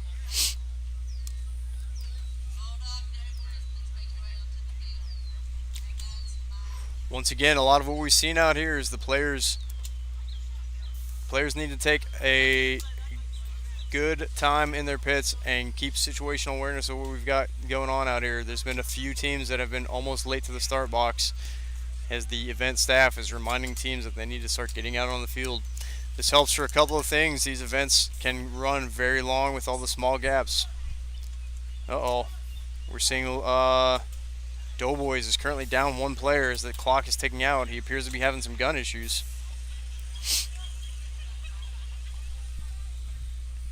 Both teams lining up.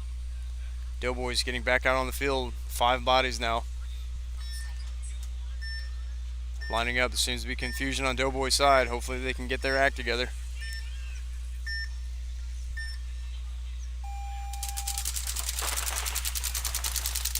Aggressive breakout by Black Ops as they push all the way up to the 40-yard line on the wing Dorito side. He's looking cross-field. Doughboys, both teams 5 alive off the breakout. Doughboys splitting the field. Dorito 2 and the snake insert. Doughboys choosing a heavy Dorito side tactic this time.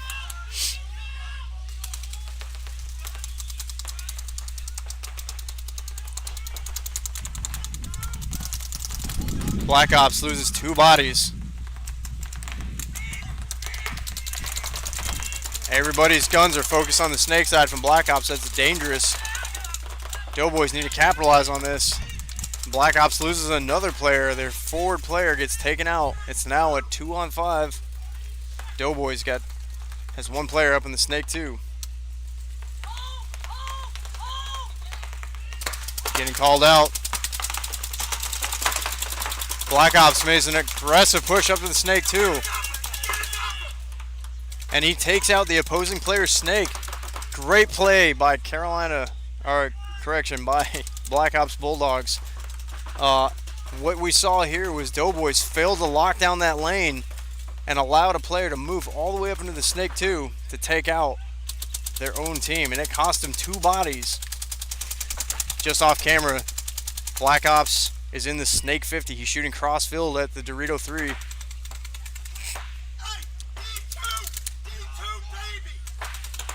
It is now a 2-on-2. Black Ops made a comeback.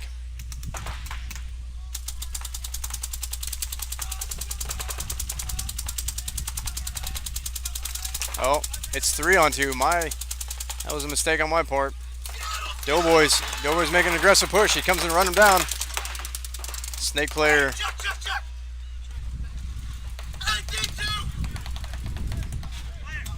Snake player is taken out by the rundown by the Doughboys. It's now a 2-on-1. Black Ops player has last player stuck in their home bunker and he gets taken out as Doughboys start to run down the field to clear it. Bulldogs are going to throw in the towel and give that point to the Doughboys. Great play by Carolina Black Ops. I keep saying Carolina. Great play by Black Ops Bulldogs. Their player was able to move into the snake and take out 2 bodies. The Doughboys Snake 1 and the Doughboys Snake Corner were both taken out by that play. Again, the lane was dropped by the Doughboys' snake side wing player. He was watching that side, but he did not have his gun up and was not ready to shoot. An aggressive and risky move paid off for Black Ops. Taking the field is Nomad on your right in the red jerseys and Demise on your left. Everybody's wearing a different jersey on Demise.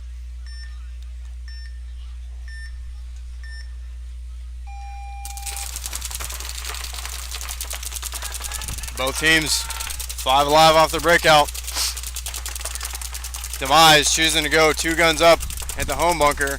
Pushes out to Dorito 1. Nomads holding flat. Controlling that snake with the snake corner and the snake side temple.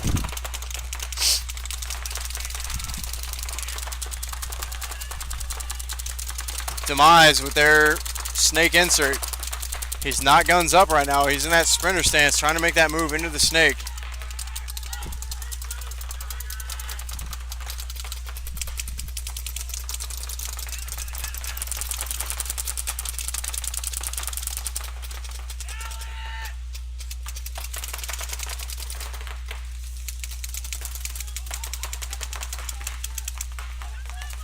Nomads making an aggressive push up to the Dorito side wing. Looking Dorito side. They're looking to pick up that Dorito 2. Demise pushing up into Dorito 3. Demise gets their snake player and he's now in snake 1. From my booth here, the snake player is sticking out a little bit too wide, and that the corner player on Nomads locking him in. Demise loses their snake corner. Demise, their snake player, almost getting picked up by that corner. He's trying to gunfight on the tape line. Not advisable in this situation. He needs to be looking cross field. His big threat right now is that Dorito side wedge that's at the 40. He's at a severe disadvantage trying to gunfight. Nomad snake player gets in. No snake corner now. It's a snake on snake fight. And Nomads loses 2 players. 3 players gone for the Nomads.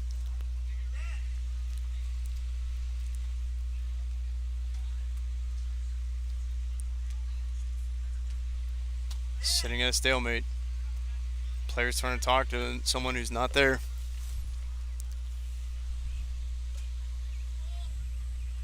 A little bit of confusion as to what's going on right now. Neither team seems to know what is happening. Nomads wandering the field.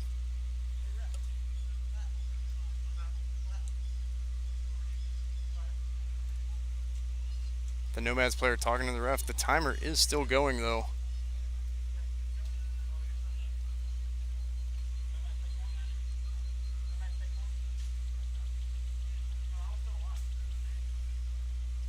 Referee's explaining to the Nomads player that he needs to go and touch the buzzer. Alright, it appears confusion has been cleared up. It looks like Demise got a penalty on that last one. Nomads trying to run down the clock. Demise needs to be throwing the towel right now, as they're going to run down the clock. Neither team has a point on the board. And Nomads finally hits the buzzer. Having a good pit crew is what's going to help out here. Demise and their pit crew need to be playing heads up and see that the timer has gone. They should have thrown the towel long ago. That was a significant chunk of time that was wasted, where Demise is going to need that later on. When some of these points get down to the wire and it gets close, you do not have the time, as much time as you think that you have, especially when you're trying to gunfight and push for those close points.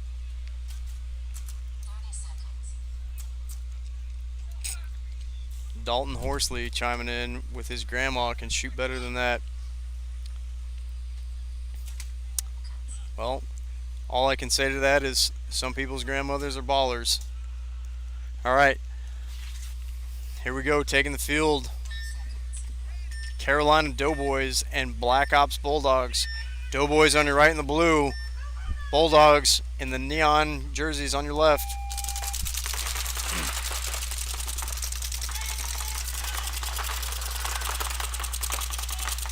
Clean breakout from both teams.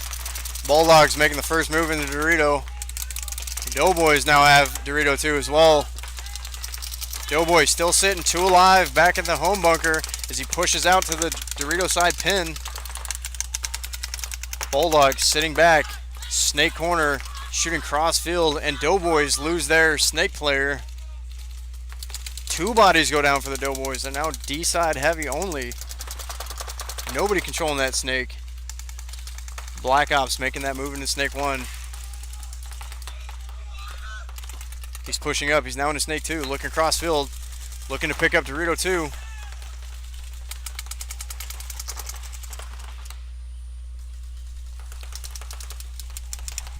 Not a lot of communication going on from either team.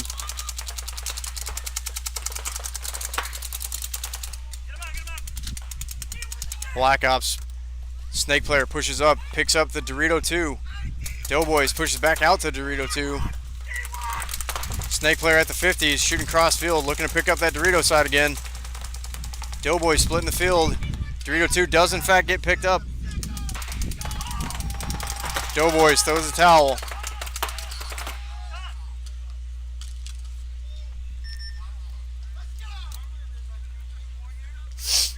Great play by Black Ops. They really capitalized on that snake. This is what I've been saying all morning. If you don't control the snake, you are in trouble. Once they realized that, he was able to capitalize, push all the way up to snake 50 and just destroy that Dorito 2. Getting those crossfield shots, even as the Doughboys tried to push out and fill in.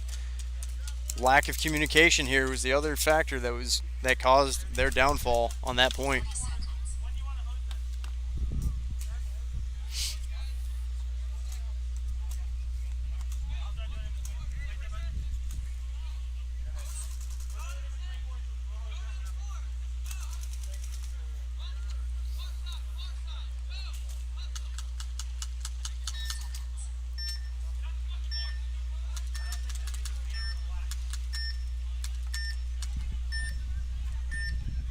Here we go, Demise on your right. Nomads, 1 player starting at the gate. He's about to get a penalty. Ref is calling him out.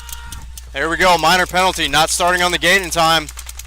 2 players down for the Nomads. Demise needs to capitalize on this.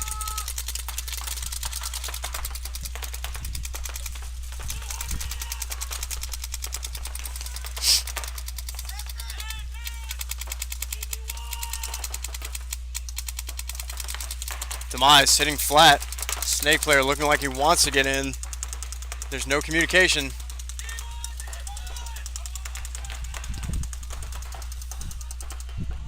Nomad, snake player pushing up to D2. Snake 2. Still looking down the line. He's looking down this. If Demise, the snake player, overshoots, he's going to get blasted. And he makes it in successfully. He's now snake 1 and snake 2. Demise calling for a paint check on home, and he is dead. That's the danger of the snake. The snake was able to pick him up. No communication. Nomad snake player gets shot right between the goggles. He's pushing down the Dorito side. He's in the Dorito 4 for the Nomads. Pushing up. He's now in the 50 on the Dorito side.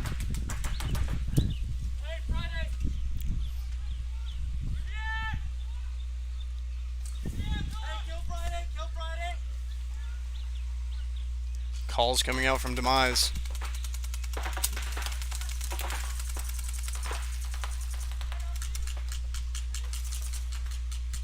Nomads pushing down Dorito side hard.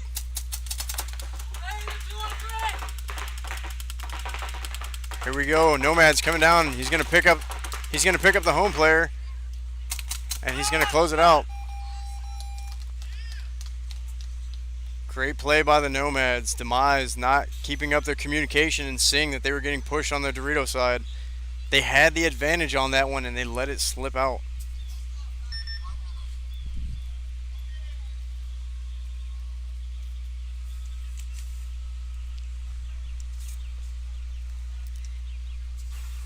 Coming back up, Black Ops Bulldogs, Carolina Doughboys. Both teams sitting here at a 1-1.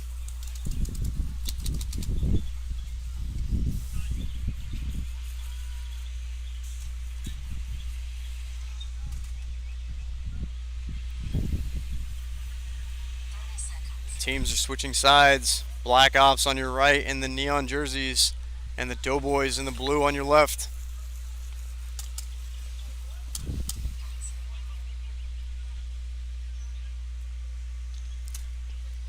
Once again, we'd like to thank our biggest sponsor, the weather, for holding out today.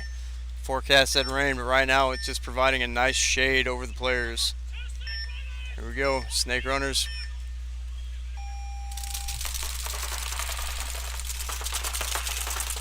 Both teams, five bodies alive off the break.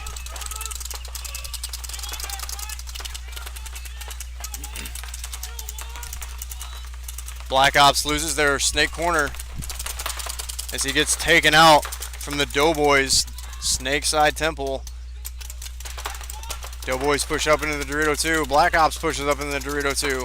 Both of them looking cross field. Doughboys still with 2 players in the home, and one of them gets picked up, taken out. Not enough room for them to be sitting back there. The Black Ops snake player picks him up. It's a dangerous spot. There's not enough room for them to be sitting back at that home like that when there's somebody in the snake. Black Ops loses their snake player, gets picked up from home.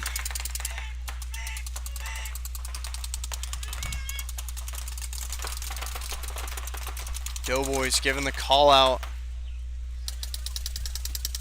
Snake Insert is well aware of what's going on. He's crossing field, looking at the Dorito side.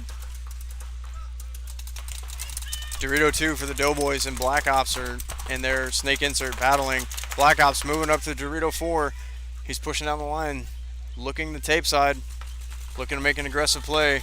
Doughboys makes an aggressive play into the Snake 1. Black Ops loses the Dorito 4 player. He gets picked up. Snake Insert. Snake Insert and Snake 1. Snake 2. Snake 2 picks up the home play for Black Ops.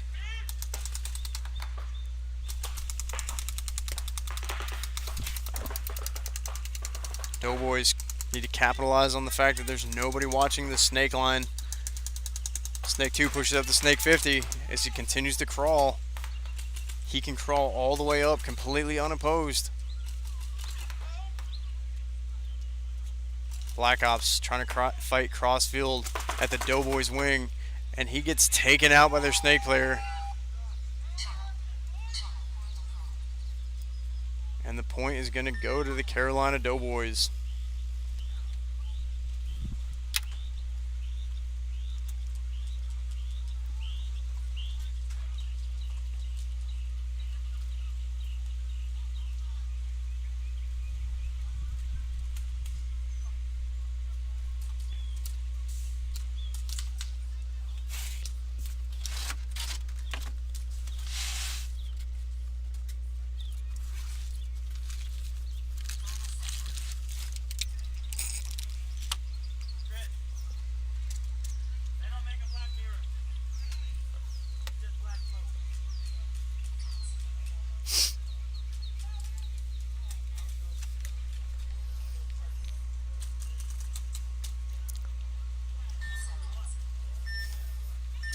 All right, here we go. This matchup, Nomads versus Demise.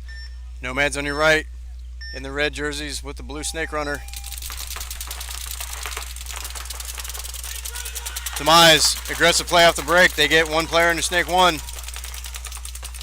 Nomads trying to lock it down with that snake corner. 5 bodies alive on both teams.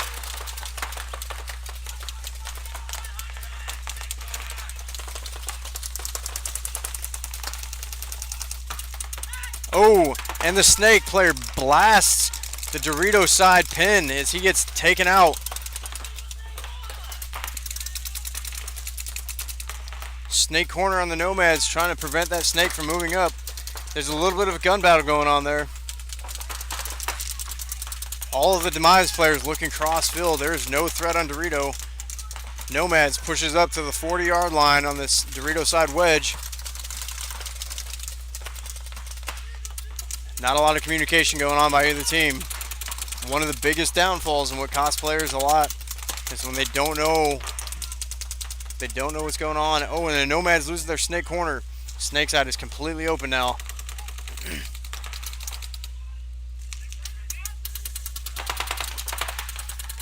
What you can see here is that the Snake side Temple is shooting right-handed out of the left side of the bunker. One of the things that's going to help players really improve their skills is learning to shoot with their left hand, especially in situations like this. He's going to overexpose himself to somebody else and get picked up. Demise pushing down Snake side. Nomad's calling for a paint check. He's alive, shooting at the wrong bunker. Demise up into Snake 2, shooting cross-field. He picks up Nomad's Dorito 50 player.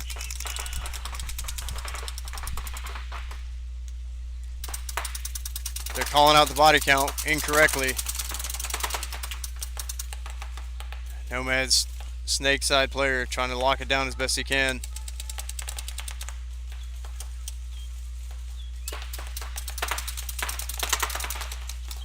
Spraying paint away. It looks like from my position that the Snake side Temple does not know where anybody is.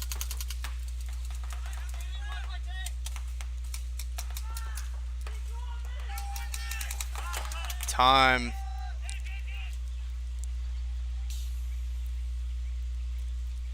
And that is going to be a no point awarded. Nomads will take the matchup. As the match concludes based off of time.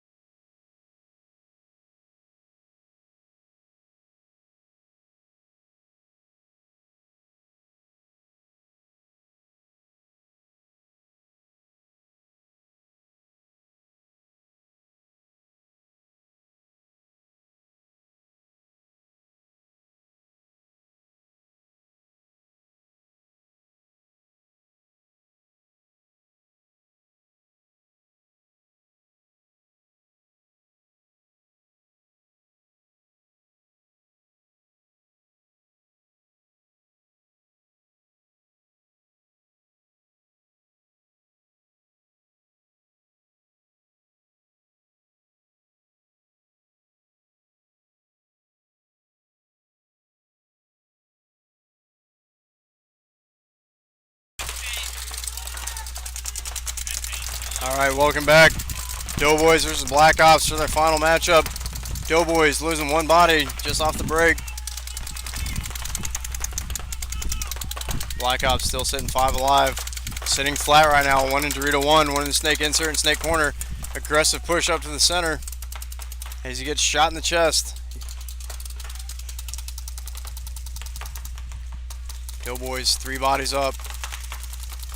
Dorito 2 sitting at home and Snakeside Temple for the Doughboys. 2 bodies get taken out. Black Ops needs to capitalize on their body advantage. Doughboys push out the snake corner. Snake corner for the Doughboys gets taken out.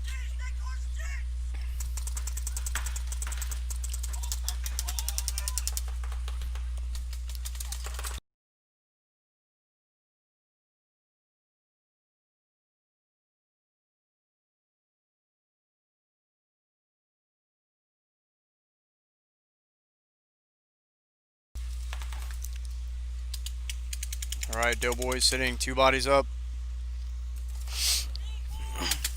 Black Ops with 3 bodies, 1 in the snake being that huge threat.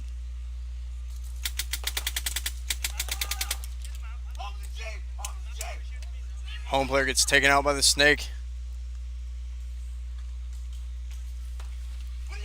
Black Ops player in the snake 50 just off the camera view. Dorito 2 gets picked up. He gets run down, and Black Ops is going to take the point.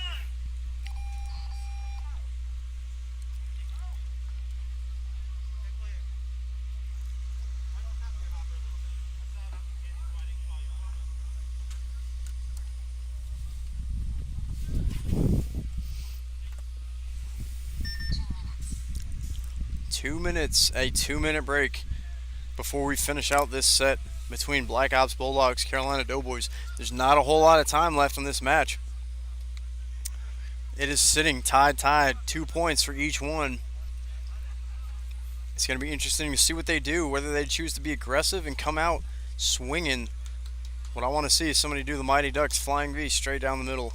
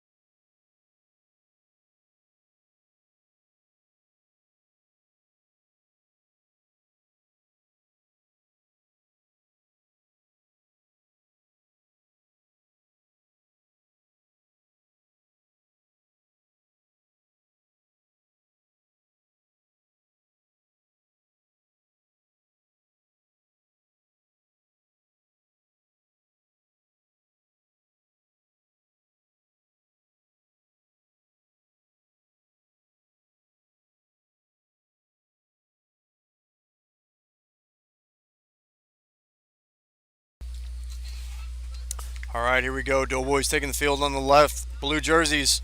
Black Ops on the right, and the neon jerseys. I was just talking to some of the other team's coaches out here, giving a little pointers from what I'm seeing up here. The only way we're going to grow the sport is if we all help each other out. Alright, here we go. Once again, not a whole lot of time left for this matchup. Interesting to see what both teams are going to choose to do. Here comes the Doughboys. A runner with no gun. He gets picked up. 2 players get picked up, and the time runs out. They went all out aggressive. Wow. Just as I asked for, a flying V straight down the middle. Understanding that there wasn't a lot of time left, and he chose to run without a gun. He might have been able to do something a little bit more with that if he had taken his gun with him. Ultimately, that point is going to end in a draw for that matchup. Great play by both teams.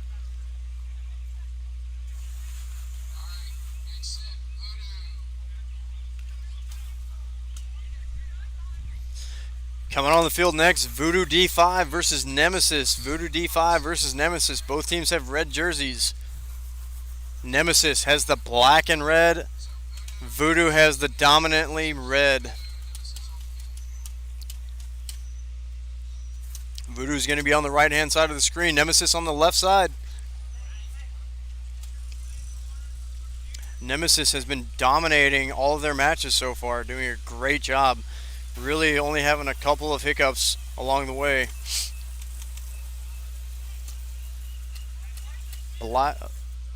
Voodoo has also done phenomenal. Voodoo's first matchup of the day against the Doughboys, they swept him clean, all 3 points right off the bat.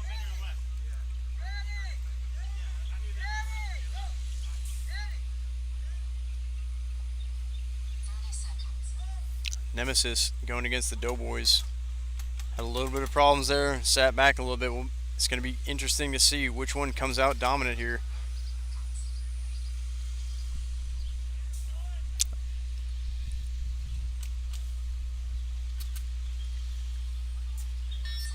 Nemesis choosing a couple of the points to sit favorably with 3 bodies at that home bunker shooting off the break. Looks like they might be going for that same one as they've got a Dorito and a Snake Runner. Nemesis, 3 bodies sitting at home, landing off the break. 5 alive for both teams. One player tries to make it up. He's calling for a paint check, and he does get picked up on his run up to the 40-yard line. Voodoo sitting flat across the back, finally pushing out to the Dorito 2.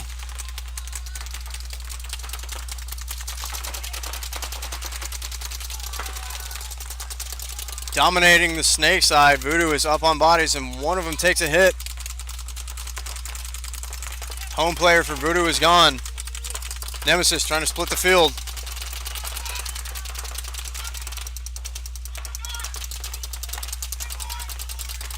A push from Voodoo up to the 40-yard line. Dorito 2 for Nemesis, shooting cross field, trying to put in that Snake corner. Nemesis doing a great job in communicating.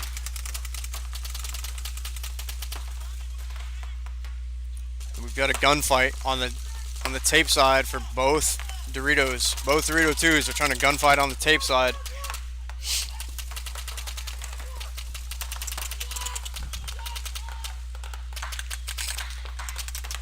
Snake corners are trying to duke it out, going for that mirror gunfight as well. Those long shots down the tape line are rarely effective as both teams can see that paint coming in. Nemesis choosing to push heavy on the Dorito side. They've got Dorito 1 and Dorito 2 filled. Both Doritos talking to each other. He makes it in clean.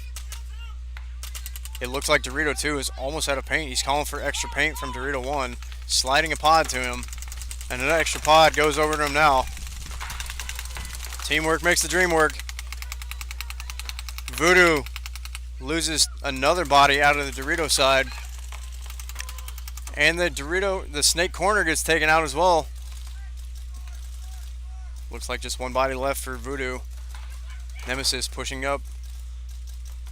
Both teams have a mirrored wedge player on the Snake side. Voodoo gets taken out. And Voodoo is going to throw the towel. That point goes to Nemesis. Alright, coming up next, it's Carolina Crisis Silver against Myrtle Beach Mayhem. Crisis Silver versus Myrtle Beach Mayhem. Crisis Silver is going to be on your left-hand side in the gray with neon green highlights. Myrtle Beach Mayhem on your right with the gray with red accent.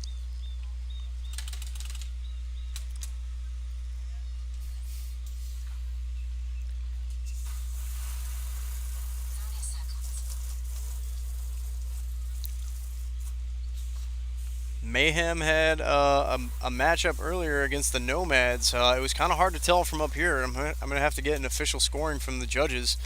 A towel was thrown, but both sides had 2 or 3 bodies alive, so it wasn't announced who got the point. So I'm not sure how they did on that last one. Mayhem lining up with a Snake Runner. Crisis lining up with a Snake Runner. Crisis pushing aggressive. Snake 1 off the break. All the way up to the 30 pin. Mayhem player in the temple gets blasted picked up from that Snake 1. Home from Mayhem also gets picked up. Snake 1 being dangerous, getting 3 kills. Mayhem hurting on this one. It's a snake battle. He's trying to control the snake side for Mayhem. They're both gunning down the sidelines. We've got 1 at home and 1 in Snake 1.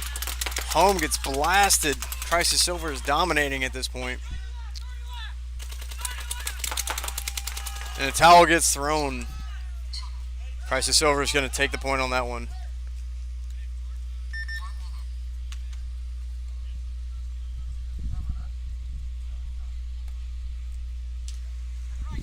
Myrtle Beach Mayhem was just dominated by letting that Snake player get into Snake 1 off the break. I've seen a couple of teams today have a multiple person double or even triple at that home bunker, and if somebody gets into that Snake 1, he's just going to blow him up, and that's exactly what happened. The players that had their back to the Snake 1 over in the 30 pin on the Dorito side from Mayhem just got destroyed, as well as the home bunker who wasn't even looking at the snake when he popped up. There's a small gap there between that first knuckle and the beam that looks straight at home, and if you're not playing that bunker tight, you're going to be in a world of hurt. Coming back out on the field is Nemesis and Voodoo. Nemesis on the right hand side, Voodoo on the left.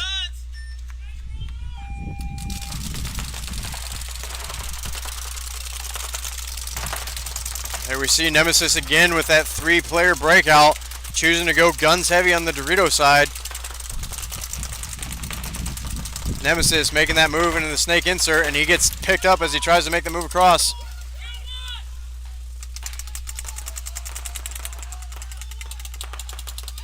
Voodoo loses a body from the left side. Looks like Snake Corner gets picked up.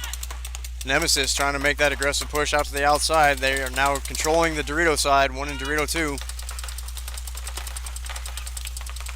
Home bunker's taking a lot of pressure right now on Voodoo. The 30-yard line pin up the center from Voodoo's also taking a lot of heat. That's a really small bunker. He needs to move out of that. Voodoo's pushing up in the Dorito 2, and he gets picked up as he goes too far out to the wide. Too far wide on the outside. He gets picked up. Nemesis dominating this matchup. The snake insert and the 30-yard line pin are going at it.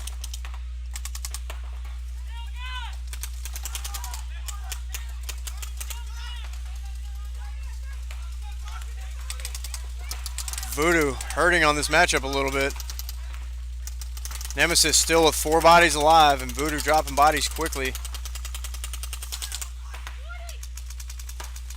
Nemesis pushing up to that Dorito 4, and he picks up that snake side wing.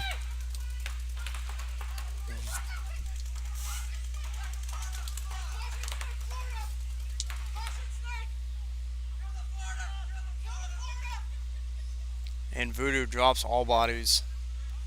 Nope, Voodoo has 1 left.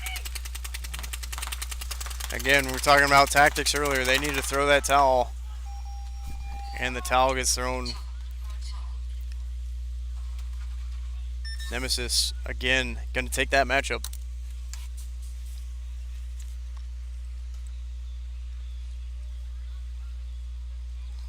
Really what that falls down to is the coaching in the pits. The coaches in the pits need to be paying attention, or whatever player they have alive. That towel needs to be thrown as soon as possible. You don't necessarily need to wait until the last person alive gets taken out before you throw that towel. When you have 5 bodies up from Nemesis and Voodoo only has 1 player left, the outlook of that is not necessarily worth your time. You still have the ability to come back and fight, but it turns into a time-based approach.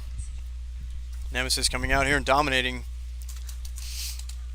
Alright, coming up next, Crisis Silver versus Myrtle Beach Mayhem. Crisis Silver on your right in the neon green.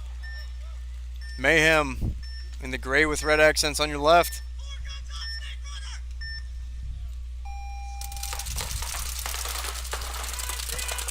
Crisis pushes out to Snake Corner early on, split the field. All the way up in a 30 pin for Crisis Silver. 5 bodies alive for both teams. Mayhem pushes up into the snake side wing. He's gunfighting with the Snake Corner now.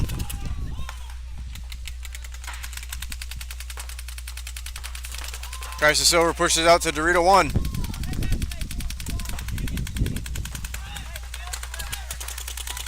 Snake corner for Mayhem, holding it down, trying to gun battle with Snake corner for Crisis Silver. Locking it down. The Snake corner's, oh, he might have got clipped on his elbow. It's hard to tell from here. Both teams sitting flat. The 30 pin pushes back to the 20 cake on the Snake side. Ref's coming in to paint check him. He's getting called out. He did get picked up on that move.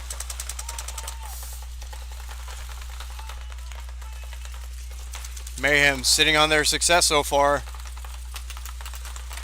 The two Dorito sides are going at it, shooting down the tape line.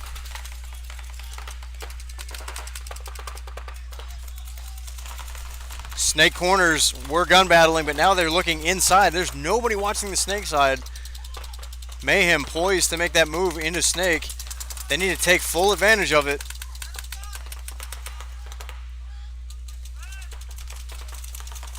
Crisis Silver moving up into the Snake. He makes it into Snake 1, unopposed. Nobody sees that move. Nobody knows he's in there. And he gets blasted from that Snake side wing. You have to play that tighter. Mayhem moves up into Snake 1. Major penalty gets thrown on Mayhem.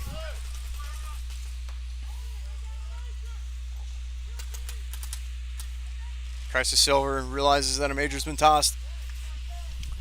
Snake 2 from Mayhem is the only one left alive. Crisis Silver moving down the moving slowly as he gets blasted. It's now a 2-on-1. 50 Snake. They're giving the call outs. They know where he is. He's pushing up, being aggressive. This is one of those instances where you are a cornered mouse. You have to fight hard. If he pushes up, he will have devastating angles on both of them, and he can stay low and not be seen at all. Crisis Silver trying to lock him in, and he gets picked up by the 30 pin. Towel gets thrown in, and Crisis Silver is going to take that second point. That major penalty hurt them drastically. Myrtle Beach Mayhem was dominating the field, and that major penalty cost them the point. Guaranteed. Their Snake player did a phenomenal job holding off as best he could, and he could have won that point. This is where integrity comes in. When you get shot in those obvious places, you need to call yourself out. If you wait for the rest to do it, they're going to take your friends with you. And that's exactly what just happened. Back on the field, Voodoo on the right-hand side in the all-red, and Nemesis in the black with red accents on your left-hand side. Nemesis has been dominating the game so far. They're up 2 points. Nemesis appearing to favor that three-man, tripling up at home. And they're going to go for it again, favoring that Dorito side. 2 guns up on Dorito side, and they managed to pick up the 40-yard line from Voodoo. Voodoo doubling up at home. Sitting flat, pushing out to the Dorito side pin. Nemesis at the Snake insert, 2 still at home. Pushes out to the Dorito side pin as well as they lose a body in Dorito 2. Voodoo losing a second body. Sitting flat across the back now.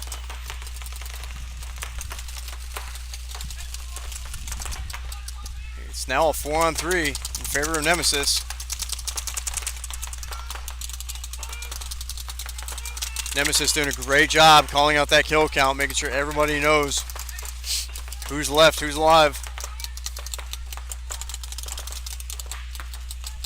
Nemesis not wanting to make any mistakes as they're up 2 points. They don't need to be overly aggressive here and throw away the point that they have command of at the moment.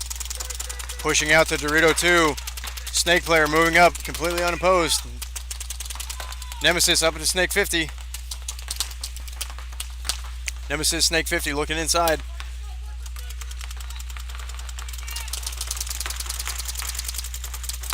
The Snake 50 is looking across the D2. He's looking at the Dorito 2. Gunfighting. It's about to get dangerous. Dorito 2 is fighting with the Snake 50 now. Clearly, Voodoo knows that the Snake is their biggest threat. They've got 2 guns up on him. The Snakeside Temple and the Dorito 2 are both looking at Snake 50. Nemesis not capitalizing on the fact that 2 guns are focused on 1 player, and they have a body count advantage. Dorito 2 looking inside, trying to pick up that Snakeside corner. Nemesis pushes up to the 40 Snakeside wing. Dorito 2 for Voodoo is looking like he's looking a little wide. He's probably going to get picked up by that wedge.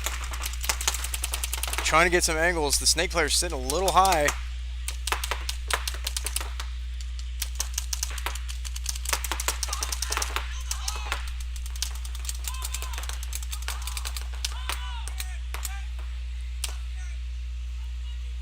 Coming to a stalemate. Neither team wanting to move right now. Snake 50 playing it conservative. He's backing up, trying to get a different angle.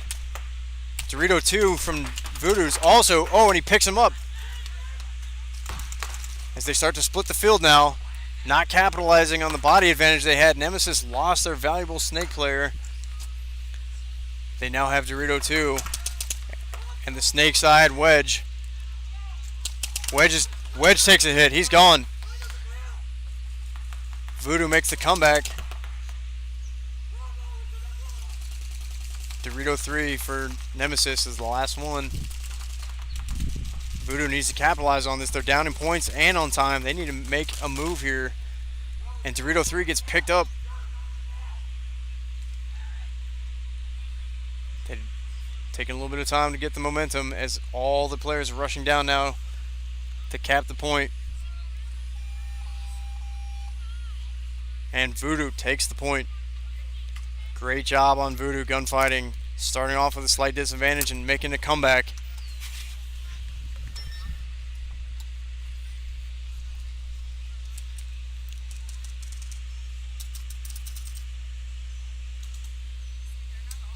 Explosive play from both sides of the field here.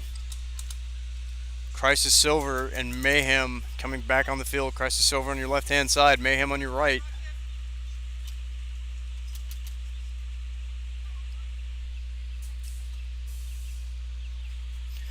Current score count, Crisis Silver is up 2 points. Myrtle Beach Mayhem was dominating that last point, and they got that major penalty, which severely cost them. Let's see if they can recover from that mistake that was made. On top of losing the point, they also lost the time that was associated with that, so they're in a deficit they need to come back from. Here we go, 10 seconds on the board. Crisis Silver lining up their Snake Runner. We see if he's going to go in off the break. Mayhem trips up on each other, and it makes a mistake, causing their Snake player. He was supposed to go to the corner. He trips, runs into the player that's at the Snake side temple. That's going to cost them their valuable play here. Both teams, 5 players alive. Mayhem loses a body out of the home. Doubling up on home has not been working out.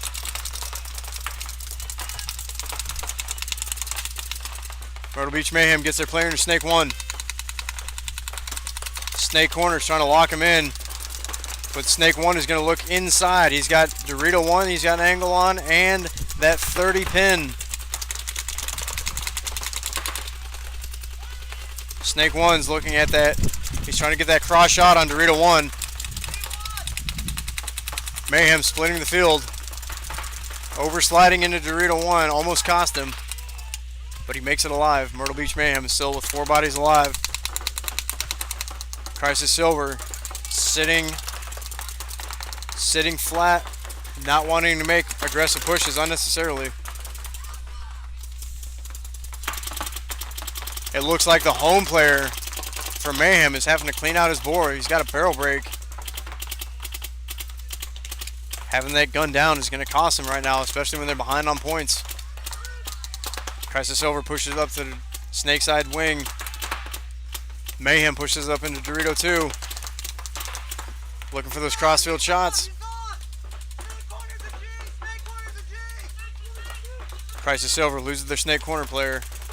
Myrtle Beach Mayhem pushing up into Snake 2. Looking to capitalize on it. He's wrapping on the outside. Price of Silver loses another body as he gets shot in the foot. Making that heavy push down the snake side. Myrtle Beach Mayhem capitalizing with that snake. I've been saying this all morning, ladies and gentlemen. He is crushing it.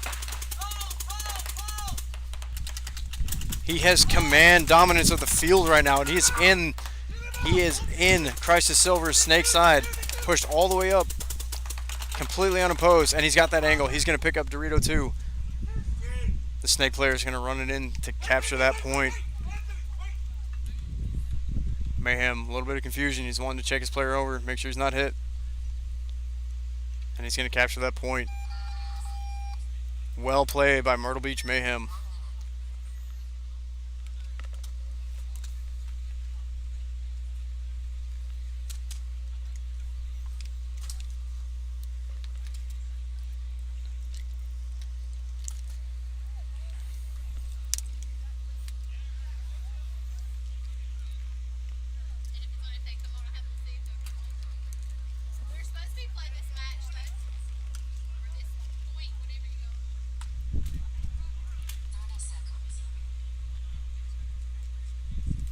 Nemesis and Voodoo coming back out on the field. Nemesis had been dominating the entire time, and they conceded that last point to Voodoo as Voodoo made a great comeback. Voodoo on your left-hand side, Nemesis on the right.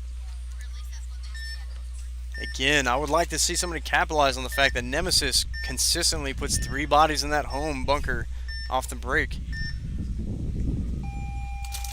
And they do it again. They're favoring heavy on that Dorito side. Voodoo screaming down the field, flying V. They knock over the wedge bunker.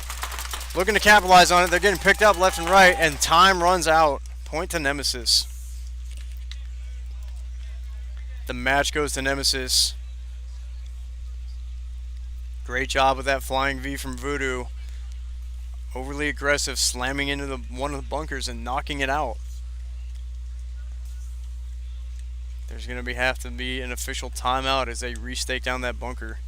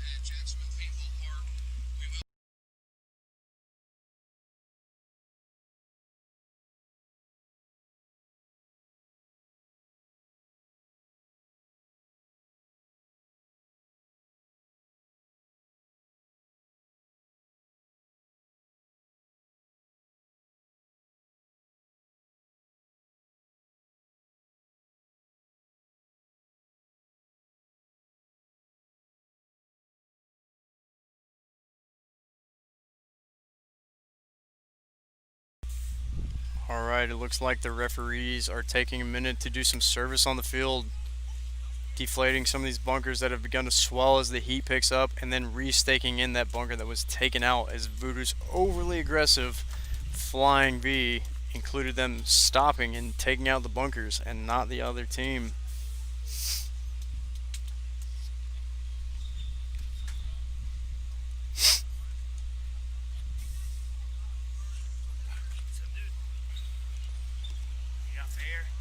We are still on the air.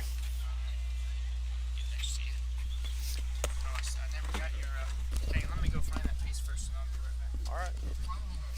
I just went up to go get it. Which piece? To hold the camera better. Oh, okay.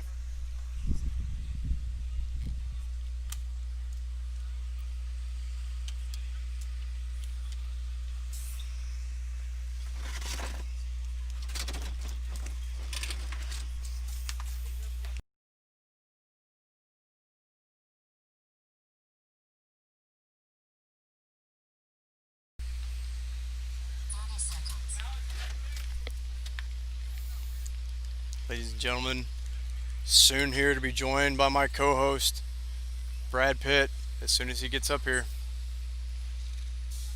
Little known fact, Brad Pitt, avid paintball fan.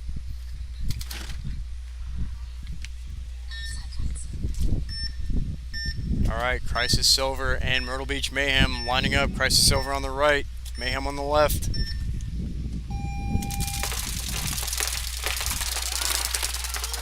Aggressive push by Mayhem off the break. They got one player into Snake 1. Pushing up into the Snake Wedge off the break. Crisis Silver pushing up into Dorito Wedge, trying to get that cross shot on the Snake corner. Mayhem pushing up into Snake 2.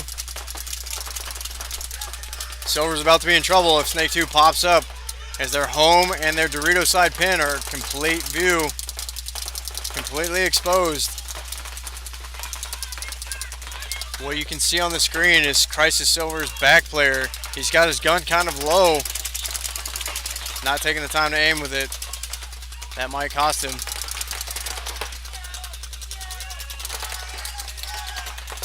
Mayhem's Snake player gets picked up and taken out.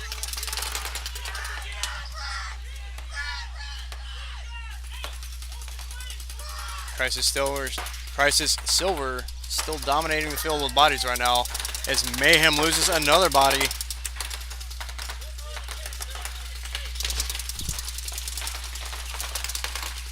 Crisis Silver loses their front player, who's in the Dorito side wedge.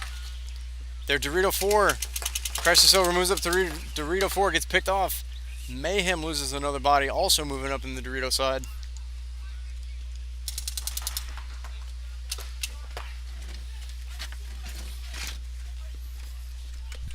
Ladies and gentlemen, as promised, Brad Pitt, welcome him to the show.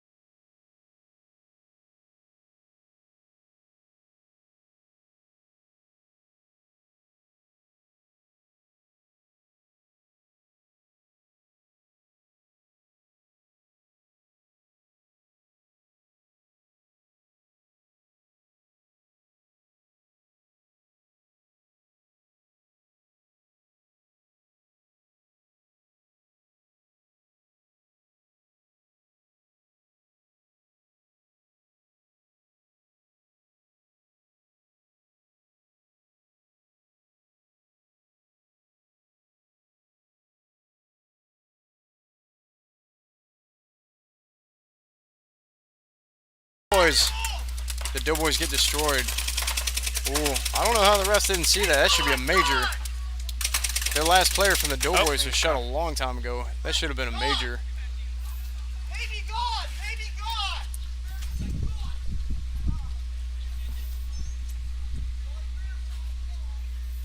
Looks like they're about to hang. Let's see. I'm gonna change the. How's the? Does it look too bright right now? Now that Oh, looks the fine. color's changed.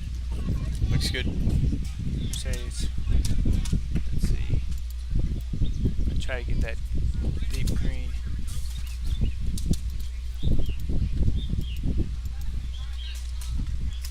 All right, Demise taking the left side of the field against Tantrum on the right side of the field. Tantrum in the dark gray jerseys with red trim. JD, what round is this? Right here. So we're still in the So we're ahead of schedule now. prelims. Yep. We are. That's always good. We were behind schedule, now we're ahead of schedule.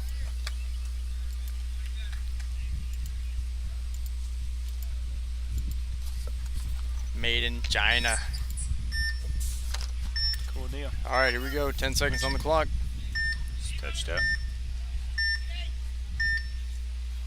We got one run straight home, two home. One. Tantrum Snake Runner gets picked off with a headshot. Looks like it came from Home, who was landing that snake side. Good shot on him. Tantrum with 4 bodies. Correction, 3 bodies. Their Dorito side gets picked up as well. Yeah. It looks like the guy who just made that run out to the Dorito side might have gotten hit. He's in Dorito, so. Dorito 2 still alive for Tantrum. I say they had a player move to corner too, snake corner. Snake corner for Demise. Still alive. Demise playing a little bit conservatively. They moved Tantrum up trying to fast. push heavy on the snake side. Moving out to the snake side temple. Tantrum pushing into the snake. And he blows up Demise's home player. They got a one in S1 too. Demise with snake 1. Needs to watch down that tape side. They still have one player at home. Demise does. Unless he just got out, but I see. Yep, I see his foot. Demise snake player gets blown up. Tantrum, great communication. Tantrum snake player about to run the field. He's about to blow up Dorito 2. He's looking inside.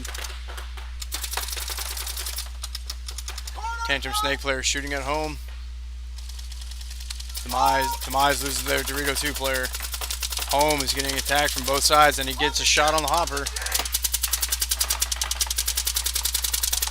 Tantrum focusing on the last guy. Running down the field now. Tantrum gives the all clear and hits the button for the point. Clean hang. Good to go. Ooh, so has anyone really been taking it? Oh, yep, Nemesis. Was that Nemesis who won 3-0 there? Yep. Okay, yeah, I guess Cypress Kings had one.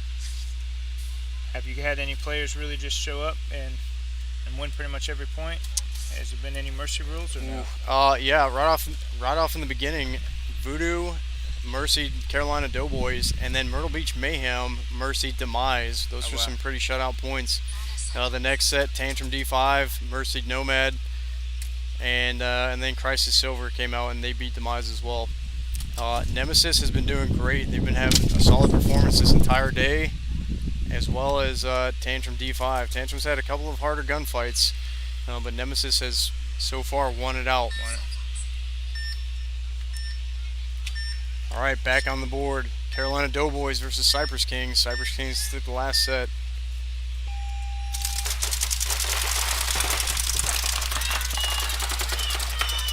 Doughboys loses their snake corner off the break. Cypress Kings pushes up into the snake 1. Snake 2 now. He's up into snake 2. He's crawling up and advancing. They've got Dorito 2 pushing cross field. Doughboys need to look cross field. 50 Dorito, or 50. 50 snake. 50 Cypress snake. Kings up in the 50 snake. 2 players push up into the 40. The 40 wedges on both sides. They just got snake corner too. Doughboys trying to split the field again, push it up into snake corner. The small cake gets taken out for Doughboys. It's now a 3-on-5. It's now a 2-on-5 as the snake corner gets picked up as well. Cypress Kings being very aggressive, and he picks up their Dorito side pin. Last player's on home. Just home. Home is left. Home's the last one. Cypress Kings taking it easy, and he's gone. Snakeside picks him up for an easy W. You got 3 players, 3 bodies left, or 4 bodies it looks like. There's 3 players up for Cypress. Cypress is going to take the point. A very aggressive point on that play. That was. They were making just the right moves. I don't know how he moved all the way from home up to there and made it a snake 50 without anyone shooting at him, not once. So what we've been pointing out this entire time is when somebody gets into the snake, if they don't have anybody on that snake corner, you can move up completely unabated all the way down the line. Yeah. It's very dangerous for them not to have anybody in that snake corner. The Doughboys filled out to that snake corner a little bit too late, and they paid the price for it. Once that guy gets in the snake and he's looking inside, you have to communicate to your team. Yeah, especially once you see them in snake, they got to lay them down. That Tom Iron or cylinder could have shot him out pretty easily had he been watching over there. Even I if think there's a lane there. yeah, even if somebody doesn't go snake off the break, you have to hold that lane down. It is very dangerous. Anytime you bump up. We've seen that all day for any team that gets in the snake and dominates it, they take the point without question. Tantrum and Demise back on the field. Yep. Tantrum being aggressive, taking the 40 wedges off the break. Tantrum loses their Dorito side wedge.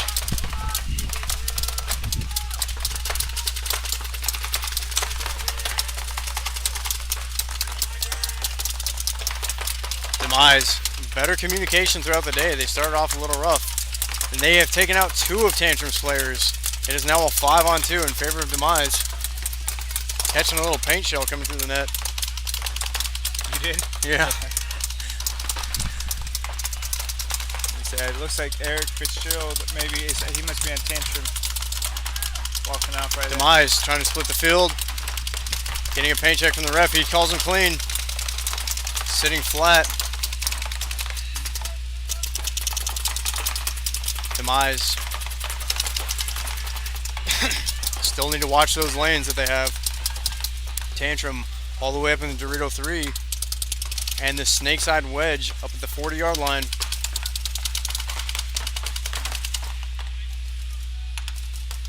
Demise has had the guy who's in the snake insert's been pretty aggressive so far this whole day of just trying to get into the snake, but he hasn't done a good job of looking around and helping his teammates. This point, however, he's done a much better job looking inside and supporting his teammates, waiting for that right moment to get in the snake. Ref's coming to check him. Snake insert is in fact gone. He did get picked up. Tantrum holding their ground.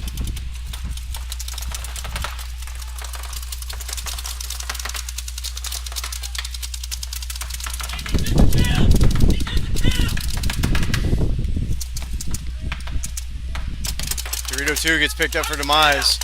They had a strong start and they failed to capitalize on it. And they're home, and the last 2 players for Demise gets picked up. Tantrum coming down the field, staying alert.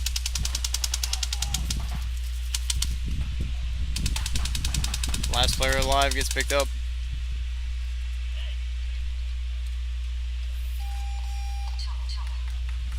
And Demise is going to throw the towel. Tantrum D5 is going to take that point.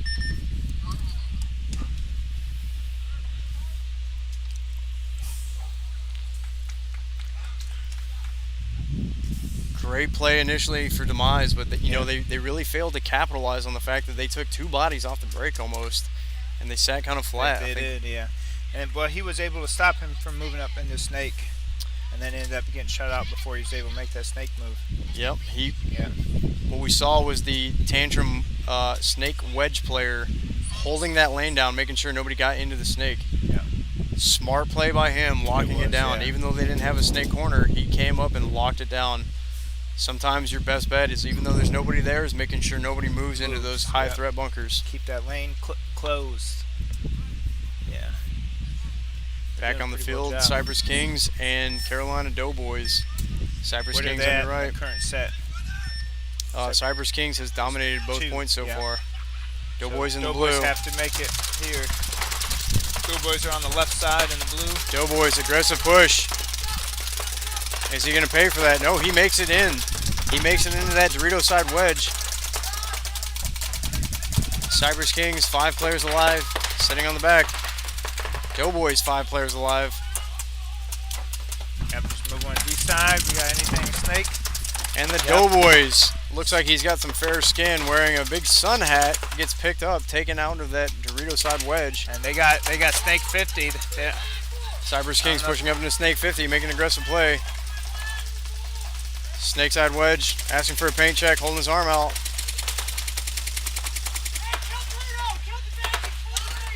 Cypress Kings loses the body who was up in the Dorito side wedge.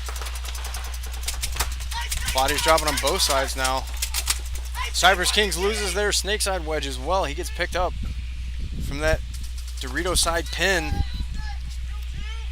Paint check. And the snake, Cypress Kings snake runner comes down and picks up their snake 1 and their small cake. He trades out with them, but it was well worth it as he cleared out key bunkers. Cypress Kings looking like they want to run the time down, but they are up 2 points. If they go and touch it, they will mercy rule them and win the set. Snake corner's coming in from the back. I think he recognizes what's going on now. Once again, there is no point in running the clock down now. If they hit that buzzer, they mercy rule them.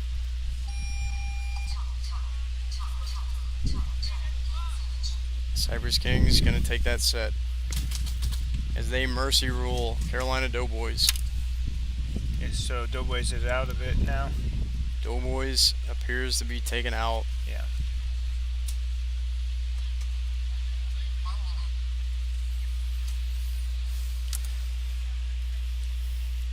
Once again, good sportsmanship on all teams out here today. Everybody is playing their hearts out. The most that you can do is come out. Even if you don't win, you're going to learn something and you're going to improve. Learn from the mistakes that are made. Watch the teams that are doing well. Capitalize on those huge gaps that occur. We've seen Demise. They've done a phenomenal job coming back. They started off a little rough this morning. Tantrum is one of the... They've got a pretty solid lineup. They've got a couple of D4 teams and a large team. They're a pretty large team overall. 2 D4, 1 D5. Yeah, they have a lot of experience on their team, and for Demise to be holding their own it's a good showing on their part. But where Demise is falling is they're failing to capitalize on those huge openings that are being created. Tantrum with an aggressive push up to the small temple at the 30-yard line and the small pin at the 30-yard line as well. Yeah. Crawling up into snake insert. Tantrum splitting the field out to the wedge. Demise still 5 bodies up on both sides. Demise gets in a Dorito too. Looking cross field, trying to pick up that snake side. Demise still sitting with 2 bodies at home. They need to split that open. Trying to hold those lanes from home is not a good idea. We've seen too many guys get picked up from there. Yep. They're holding the field too. Just Demise, home player, gun battling with Snake 1. The player from Tantrum and Snake calling home player out, but the refs have not called him out yet. Demise losing 2 bodies now. Tantrum taking command of the field as they slowly push up as a full team holding the line.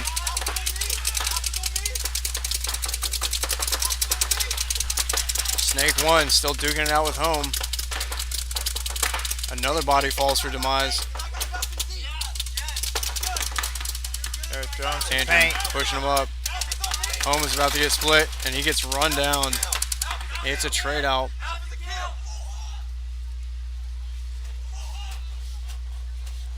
And Tantrum gives the all clear signal as he comes up and closes it out. Tantrum will take the set as they mercy rule Demise. Oh, wow. So that's it for Demise also now. So we got Cypress King and Tantrum moving up. Cypress Likely, Kings. depending on what the whole bracket is. I haven't checked out where the overall standing is.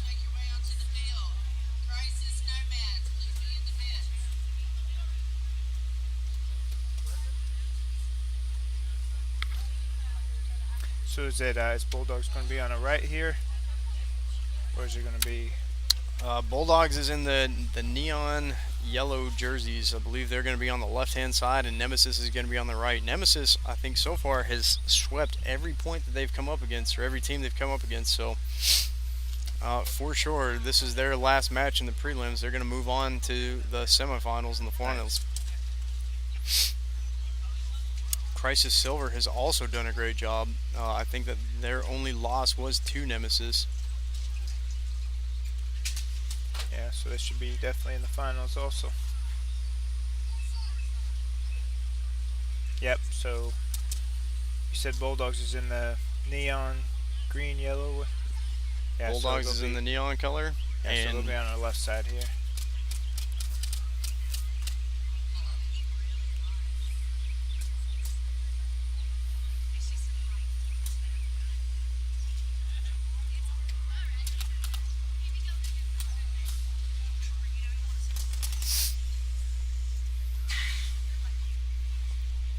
Once again, what we've seen out of Nemesis is they very heavily favor 3 men tripling up at home, which is very rare. They've got 3 men tripling up at home, and they gun heavy on the Dorito side. They've got 2 guns on Dorito side off the break, and only 1 looking that Snake side. Gotcha. It has not affected them so far. Now, are you got 2 runners? Where are they heading to? Are they going So to Snake the 2 or runners typically go to Snake Corner and Dorito Corner. They try to split the field, but they go guns heavy. Yeah. If they could drop some bodies off the start, can very well be worth it every time. It's been working for them, except for the I don't remember what team it was, but they got a guy into Snake 1 and just completely blew up their whole game plan. Yeah. And they do it again. Nemesis guns heavy on that Dorito side, trying to prevent anybody from getting Dorito. 2 guns up looking Dorito.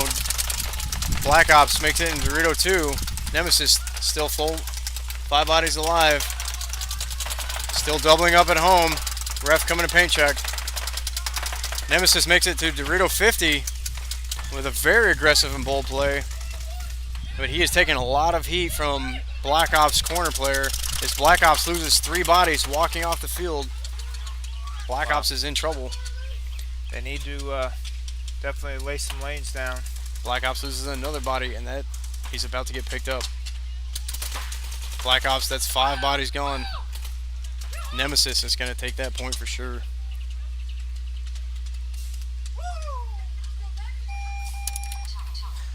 I say, especially when you know, if they know the way they play, they should probably split up and essentially play the same way and stop the lanes instead of trying to run.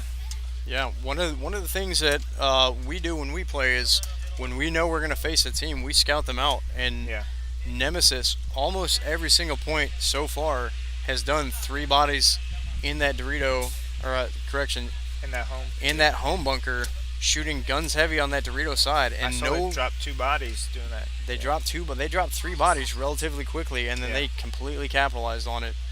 These other teams need to be paying attention to what everyone else is doing. Yeah, and adjust your strategy based off of... Adjust your strategy. Typically, when we play, we like to play flat a little bit and get wide before we push up. Yeah. But if I were to see that they've got guns heavy like that and nobody watching down the center, it would not be so far out to say that somebody could run straight down the center. Yeah. All right, up on the board now, we've got Carolina Crisis Silver on the right, Nomads on the left.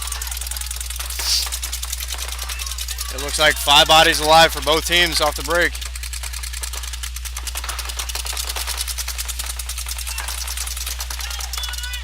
Crisis Silver doubling up at home. Common thing we've seen a lot of people do is try to split it. One gun shooting snake side, one gun shooting Dorito side. Yeah. And a penalty is thrown on the Nomads. The 30 pin gets pulled, and they're about to pull somebody else. That's two-body disadvantage from minor penalty. The Nomads. Typically, you see that a lot when somebody gets shot in the pod pack where it's an unobvious hit, and they continue to play on. The referee calls them out, and they refuse to get out. He throws a yellow flag, and that's a minor penalty. That's a two-body disadvantage. Crisis Silver still sitting with 5 bodies alive, and the Nomads are now down I a didn't huge see gap. the second player that they pulled, but I was catching it on the wrong side. I believe it was a Dorito player who got pulled out for the penalty, and they pulled out the 30 pin. Yeah. Nomad's home player gets shot out. Only one that I can see from my position is still in the insert for the snake in the blue jersey, fighting for the Nomads. Was it the Dorito, that player that got the penalty called on? Yep, the Dorito got the penalty on him, and they pulled out the 30 pin for it. Oh, he's just walking on a cylinder. Just walking. Oh, the Nomads snake player, he's in snake 2, he's the last one alive. Crisis is just calmly walking down the field. Yeah. There is a lot of athleticism that comes into this game, Especially when you're in the snake like that. especially on the snake. There's a lot of sprinting to get in there, laying on there, and there's a lot of core muscular strength that's used to pop in and out of these bunkers constantly. He's about to get walked down. Oh. He's out.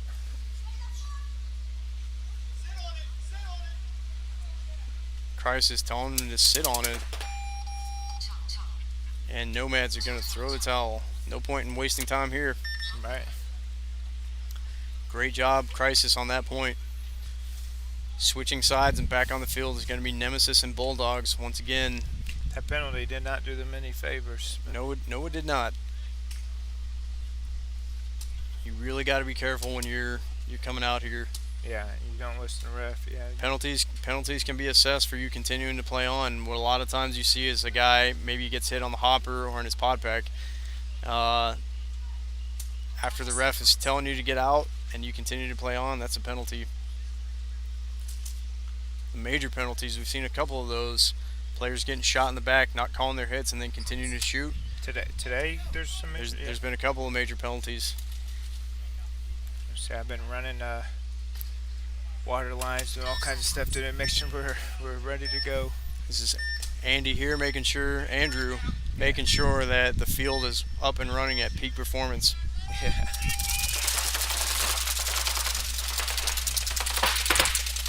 Once again, Nemesis with that 3-body lineup at home. Sitting flat, 5 bodies live for both, but they pick out Dorito 1. I can't criticize their strategy if it's been working for them. They've been dominating the field every time. Yeah. 3 guns up off that home. And you're playing tomorrow, so you got some good pointers today on what to do.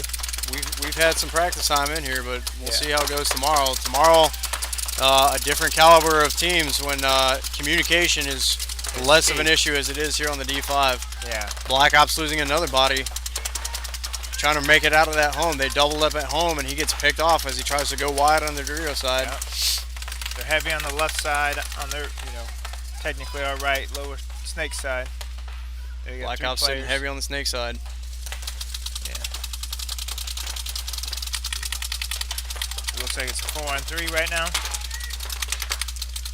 And since Crisis has the advantage, they are happy to just sit there and wait for it. Nemesis has been making smart plays. They have the body advantage, and now they've got a guy in a Snake 1. He's being contested by Snake Corner. Oh yeah, Nemesis. Black Ops moves up into Snake 1 as well, but he does not do it with any morsel of stealth, as he's got that Dorito wedge putting heavy pressure on him. You have to play that Snake 1 very low in this situation when he can get shots on him from any angle. He's got 2 guns up on him. Nemesis takes out their home player. Black Ops loses all of their bodies, and Nemesis is going to come down and clear the field. Nemesis can take the point.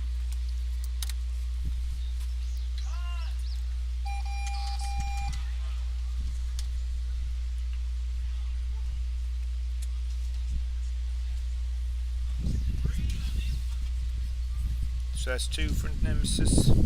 You said Nemesis has been running pretty much they've won every point they've played? Or, I mean, every match? Nemesis has mercy rolled 2 of the other teams. The only one that gave him what appears, there was a little bit of confusion. Somebody threw the towel, and there were still 2 or 3 bodies on both sides. I'm not really sure who took the point, whether it was Voodoo or Nemesis, but Nemesis, they did lose 1 point to Voodoo. Gotcha. But overall, they have been doing a phenomenal job overall. They've been crushing most of the teams out here. Again, my only criticism is the 3 bodies alive, but it's not much of a criticism if it's been working. They've been crushing the teams. That's for sure. With that strategy, and nobody has come up with a counter to it yet.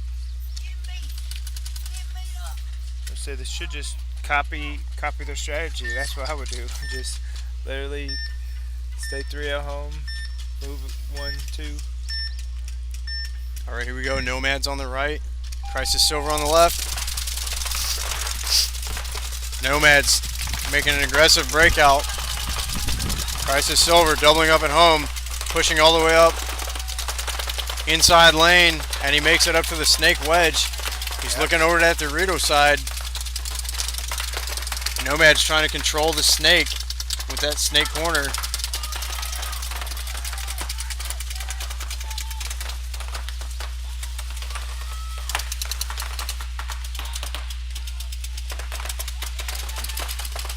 Nomad's making some more aggressive plays up into the snake insert bunker, looking crossfield. He's trying to pick up Crisis Silver. That's in the 20. Well, he's in the Dorito side pin, looking crossfield. Nomads makes a move up the center, and he gets picked off. Picked off, yeah. Still got 4 bodies. Is it 4 and 5? We got 1 moving in. Dangerous snake. position. Crisis Silver makes it into the snake.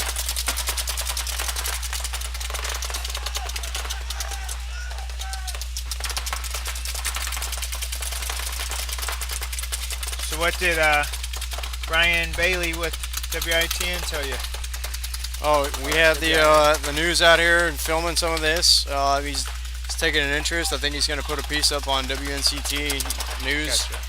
Gotcha. I took his information down so we can send him the live stream links, and he can go back and be able to put out a positive light and message for the sport of paintball. Yeah, absolutely. Check out all this social distancing. We got 5 on 5 on each side, you know, we're doing pretty well. Here we go, we got a snake battle going on here. Crisis Silver, Snake 1, and Snake 1 for Nomads. Snake's looking inside for the Crisis Silver. He's trying to pick up that snake wedge. Nomad's starting to push up a little bit. 3 bodies, being aggressive. And he gets picked up. Snake destroys him. Crisis, excuse me. Crisis Silver. And Nomads are going to throw the towel. Crisis Silver is going to take that 2nd point.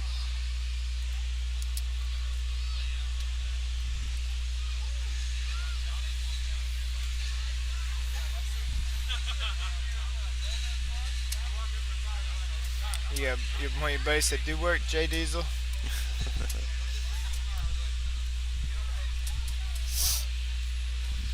Hey, Brian, there is scoreboards. We just don't have it on our side. They're both on at the pits. We got scoreboard in each pit, and then scoreboard in the center right there at the dive pit where Andy is with the CPSL running everything. We don't have it on this side. Just because we're not running wires across the field, it's not really logistical. That was in comment to a couple of teams that run the points out, not knowing how much time was left in the match. And I think that comment was So the on- regulation field, there's typically a scoreboard where the Scoreboard. players can see it. Yeah, But, you know, if they go to D side or right in the 50, he does have a screen right there that you can see through the net. But it's yeah. maybe not the biggest, but I mean I could see it when I was over there. One of the things that we'd already brought up for the live cast was you know, things like a big scoreboard for players to see. Those things are expensive and they cost Yeah. money, and at the end of the day it's going to come out of the player's pocket because they have to pay for the event. Exactly. The event promoter is not going to, you know, in his own graciousness, just Yeah, 'cause pay that from his means there's income gotta be for it. profitable. I mean, we just ran 3 more pits or 3 more air stations to each pit, and you know that was $2,000 just for a hose line and air station. So Yep. it's Which- not cheap. It's not cheap. We're trying to support the players for the event as best as possible. It benefits the field to have a great field for the players to come out because it makes them want to come back. But, Yeah. you know, every electronic piece that's out here continues to add cost. Yeah. All right, back on the field. Black Ops versus Nemesis. Nemesis doing their standard 3-man Wow. breakout. Black Ops trying to be aggressive, rush down the middle, and he gets blasted. He was not slowing down. See that they ran right down the middle, just like we talked about. Just like we talked about. He went a little too far, but And there we go. One of that 3-man stack at home gets picked off from Nemesis. Making that aggressive play up to the wedges, though, was, I think, the right move. yeah, it was. Nemesis trying to split the field wide. Oh. Black Ops pushing up. He's now on their side of the field. Great move. Home is gone. Nemesis loses their back player at home, Bulldogs may have just figured out what they were doing. and he picks up at least one. He trades out as he runs down the field, picks up the last guy. Yeah, now is it Nemesis just- has one in Nemesis Dorito. has one? We got 2. We got looks one like D a- side. Yep, they are lost. Snake. Can you order Snake it? is about to Can you blow up order it? Dorito 1. And he does it. Refs call him out. Black Ops was able to capitalize on that.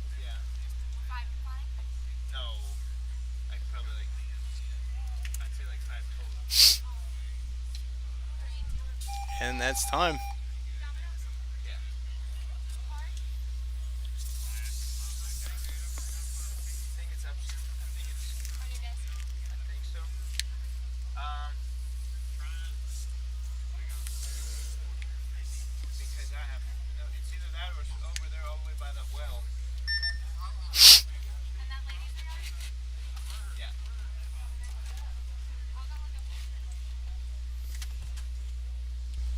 Did Bulldogs end up pulling that out? Or? Bulldogs ended up pulling it out. Nice. They moved into the snake and destroyed them. It's almost like they were watching our live stream. Somebody's Let's been get watching some the live pointers. stream, taking Yeah. some. some pointers. I don't want to say it's pro tips, Yeah, but it was tips that somebody listened to, and that's it paid right. off for them. It paid off for sure. Our net keeps moving our camera back here.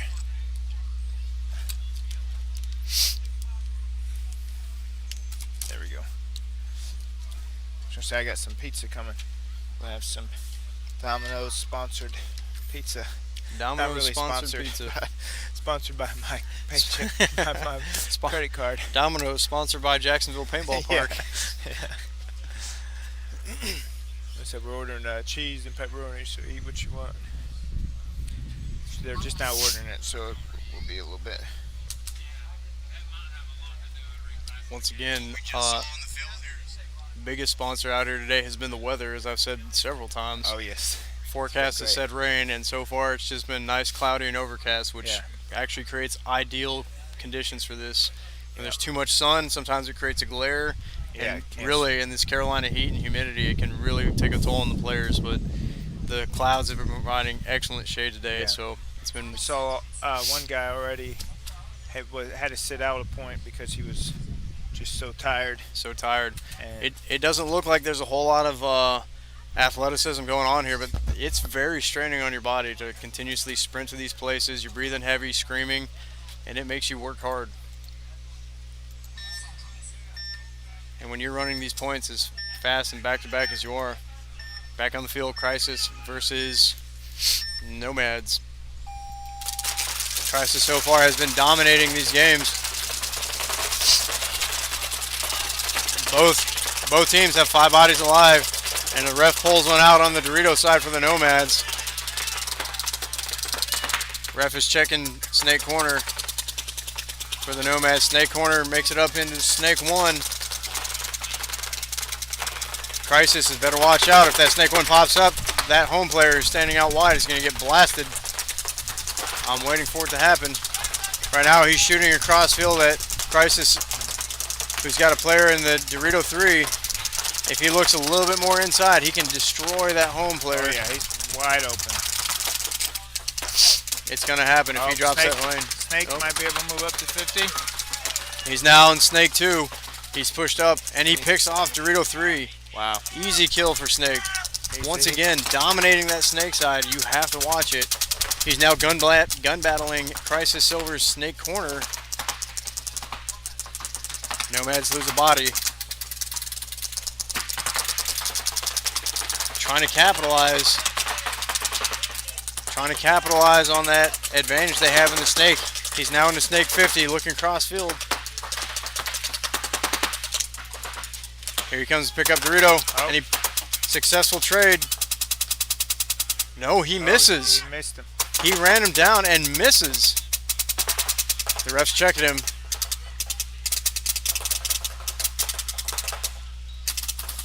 The ref calls him clean. If you're going to make a run like that, you have to make sure. You have to make it, yeah. You have to make sure.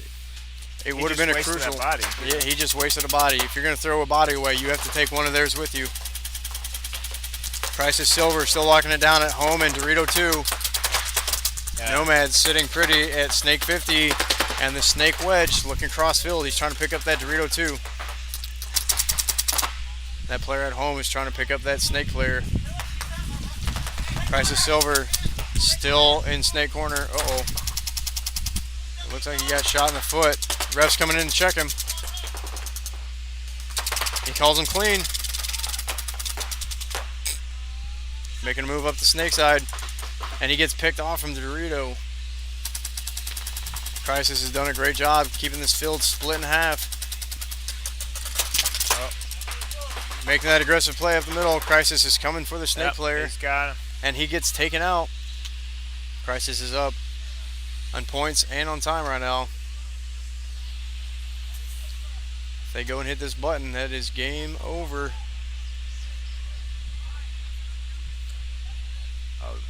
Where Nomad's not able to take a point. What we see on the field right now is they're discussing whether they should hit the buzzer or not. This is where it comes in, that higher level of play. You have to know what the score is and what the rules are pretty thoroughly. Yeah. Right now there's a mercy 3 rule. If one team gets 3 points above the other team, then they close out the game. Yeah. Crisis Silver chose to slow roll it. They did not get that point, but they did take the matchup. And so when they don't take the point, they don't get that 3 mercy rule. Do you know why they would want to play? They just want to play again, or? So why it would benefit a team to go ahead and close it out? Well, if it comes down to making it into the semifinals, it does come down to could be a tiebreaker.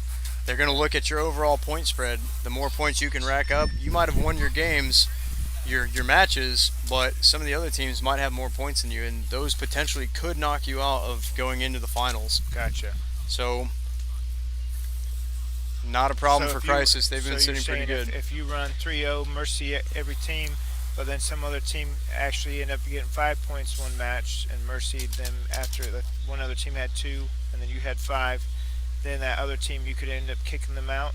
That's just correct. Based on points. Solely based on points. That's crazy. That would make no sense to me for a mercy rule. That should like you should be able to get 5 points or whatever the total match would be, you know. Well, the mercy rule is to prevent the other teams from just completely getting destroyed. Yeah. And so the matchups, they come out random.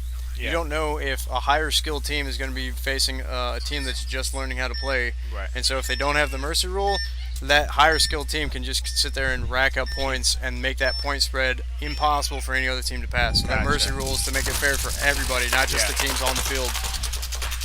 All right. Black Ops versus Nemesis back on the field. Black Ops once again in the neon jerseys. Making an aggressive push up to that snake side wedge. Nemesis losing their Dorito 1 player. Black Ops pushing up. They now command both wedges, and he made it in there alive. He's pushing that wedge, and he needs to back off it because now they know exactly where he is now if they didn't know before. You can see shots coming in on him. What Andrew was saying was that Black Ops player came in and slammed into that bunker hard. As you're looking down the field and all of a sudden you see a bunker shaking, everybody knows that you're there now. Yeah, exactly. He could have ghosted someone. Yep.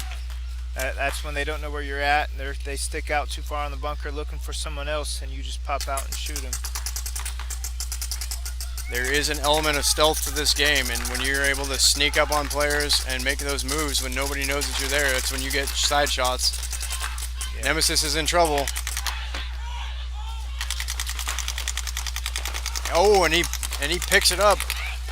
He goes to trade out, running straight down the middle, and he gets picked up by the corner player. Nemesis capitalizing on what they have. Working together and communication is key. He had that confidence, thinking that no one was going to be looking that way since he already made it 3/4 of the field. Hearing the calls from Nemesis. Yelling out. Ooh, rough drive, and they trade out. Dorito side trades out. Right now it's just Snake Corner for Nemesis and Snake Temple for Black Ops. Gunning it out. Right now, Nemesis is up on points. They don't have to do anything. They can sit back. Black Ops needs to be more aggressive. They're down on points. They don't have the time to be playing with this. Yeah. Time. And there it is. Time runs out. Nemesis is going to take the set. What I need to do is figure out a way to get a video feed off of their one of their lines, and we could actually put it right here on the screen, and then that way we can be seeing their time and points as it's going on. I might have to run to Best Buy tonight and figure out a way to do that.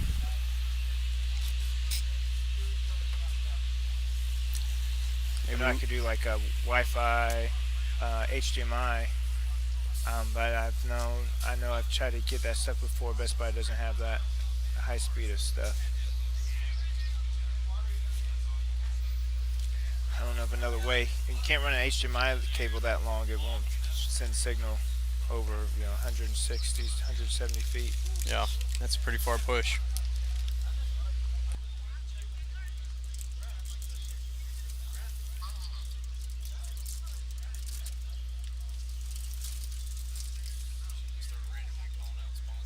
Yeah. Yeah, and then they drop a lawsuit on us. We didn't sponsor nothing.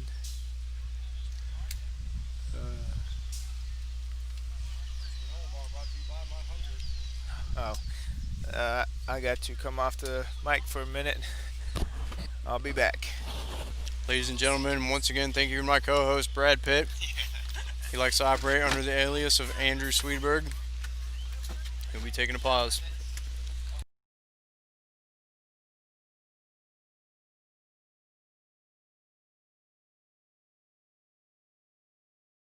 Uh-oh, Black Ops scrambling to get out on the field. Nemesis is not ready for the matchup.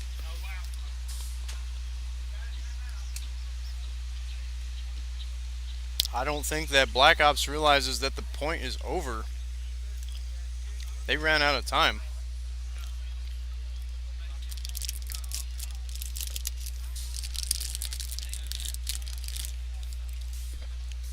This is Black Ops running out onto the field in a panic. As I'm tracking over here, the point is over.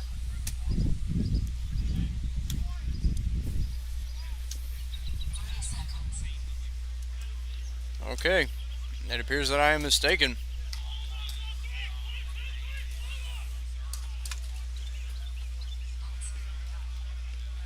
Nemesis sluggishly making their way out to the field. Perhaps Black Ops threw the towel on that last one. That's my guess. I missed the call over the announcement. Alright, Nemesis, let's see it. There it is, their customary 3 guns at home. Laying in Snakeside heavy this time. 5 players alive off the break. Black Ops has been contained. They make it up to the snake wedge though. And Nemesis loses one of their back players at home. Black Ops trying to make a push up the center, asking for a paint check. Nemesis loses their Dorito side pin player. 3 bodies alive for Nemesis now. 60 seconds on the clock.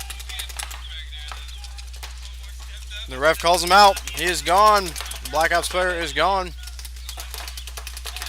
The other player makes an aggressive move up the middle in that small pin. There's not a lot for him to hide behind. If he gets picked off, that's probably a bad play. Typically, those kind of bunkers are used as lane blockers, and there he goes. He does get shot. Black Ops player making a move up the snake. Pushing up the middle. Nemesis has snake corner, trying to pin in that snake player. Snake 50 and snake corner, duking it out. 50 snake gets blasted by Nemesis. Black Ops is hurting now. Black Ops makes a move from home out to the Dorito side pin.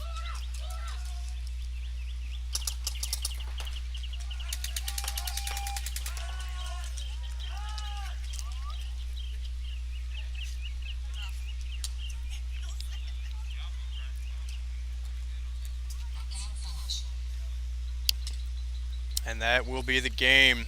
Time has run out. I'm not certain of the last one. I'm pretty sure Nemesis took the match. Up next, Cypress Kings and Voodoo D5, followed by Tantrum D5 and Myrtle Beach Mayhem.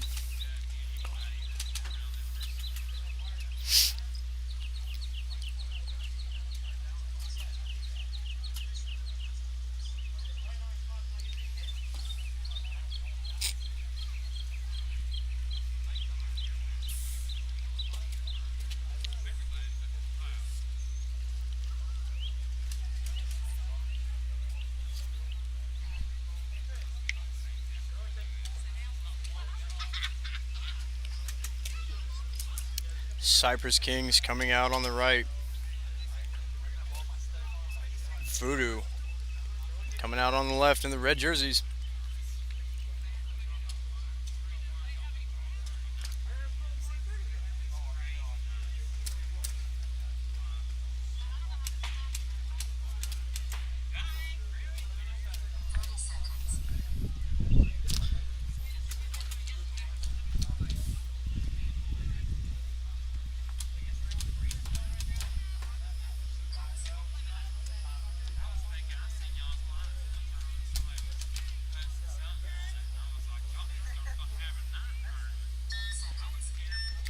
Go, 10 seconds on the clock.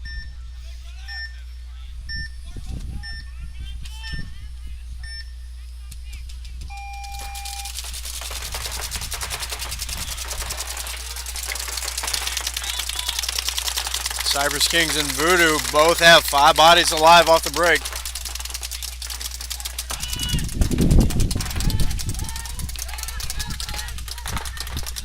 Cypress trying to push up. Snake insert and snake corner. They're playing snake heavy on this one.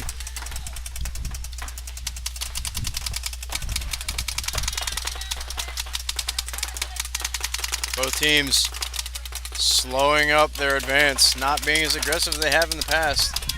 Cypress Kings moves out to the snake corner and he gets picked up on an overslide. Overly aggressive. You really have to come out here and practice those slides. Voodoo also loses their center player. He gets taken out.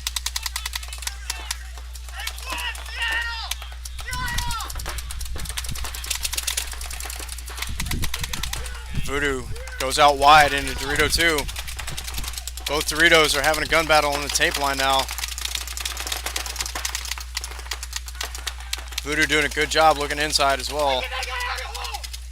Voodoo loses their home player. Refs coming in to check Dorito 2. Dorito 2 is getting called out by the ref, and the player looks confused.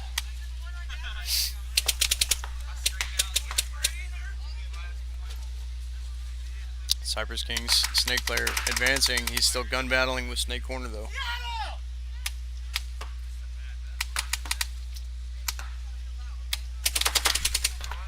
What you can hear is him calling Seattle.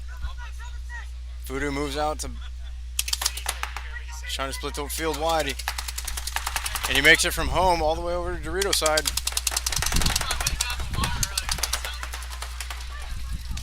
JD, you need Snickers or anything until we get pizza here? No, I'm good, thank you. Voodoo makes an aggressive play wide, and it pays off. He picks up one of Cypress King's players coming up the middle. And Cypress throws the towel to Voodoo.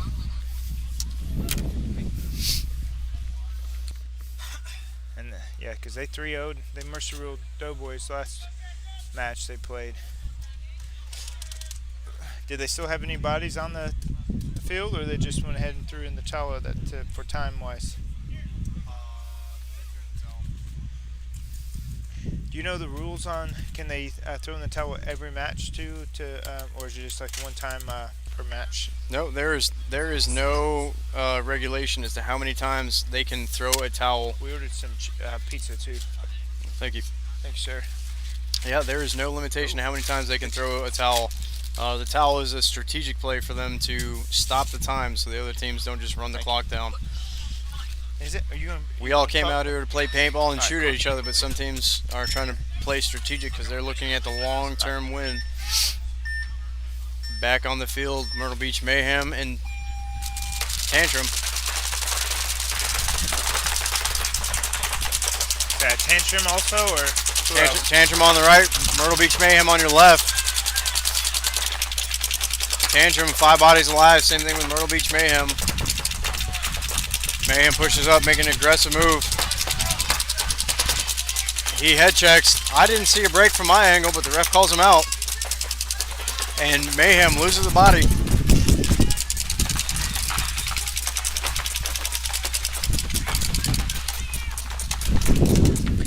So you guys are currently watching the CPSL event 2 at Jacksonville Paintball Park. The next event will be at PBC Greensboro. Today is Division 5. Tomorrow will be D4. JD will be playing in that division. What's your team name? We are the Founding Fathers with overall white with red accent in our jerseys. Nice. Did you guys get your names on them too? We have our names on them. I didn't know if you guys were going with the Froggy Bottom Boys. The Froggy Bottom Boys. Yeah. They got some jerseys of that too, so. There was many comments made about their jerseys at the last event. Yeah. They're bright pink and pastel blue colors. Yep. Ooh. Tantrum trying to make a move up the Dorito side, and he gets destroyed. Myrtle Beach Mayhem was watching that side, and he picks him up with ease. Yeah, picked up. We got a Tantrum's body moving to down the at snake home. side.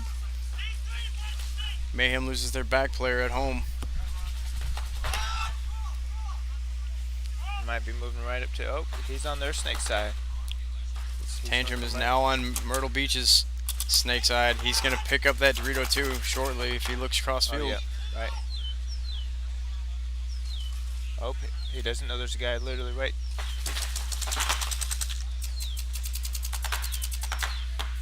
And he makes it into their opposing snake corner. The guy in Dorito 2 is in trouble, Yeah, and he's about to get run down. They made a good point there. Good point by Tantrum. Yep. I think that's Eric Fitzgerald right there that just closed out Z side. Yeah, it is. As I've been saying all day, if you don't have somebody locking down that snake side, that's going to happen to you every time. For a team that's playing heads up. He must have had some issues. He wasn't popping out at all. Didn't take any shots for a good 45 seconds. You know, a lot of teams get kind of scared, and they get tunnel vision on one person that they perceive as a threat, and they forget to look around. Yeah. What you saw there was the last guy in Dorito 2 saw the snake player move up and make it to his snake corner, and didn't even bother to go back and gunfight the guy he knows was coming down his Right. Dorito side. Exactly. When I'm in those situations, you feel it coming. You know it's going to happen, Yeah. and so you have to shoot at him, and then even if you don't know that he's coming back, you have to roll out and Come shoot back. the other side. Exactly.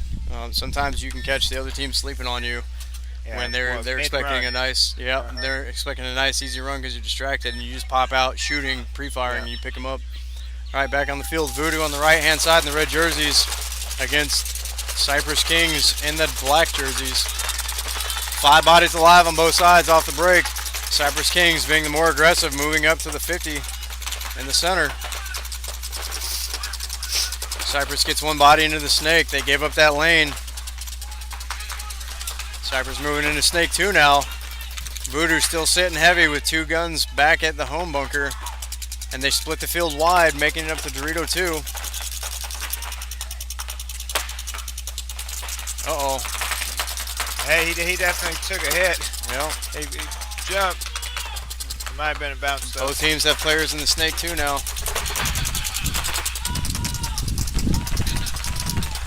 I didn't see it. He must have let. Yeah, Cypress must have gotten picked off. I didn't see it.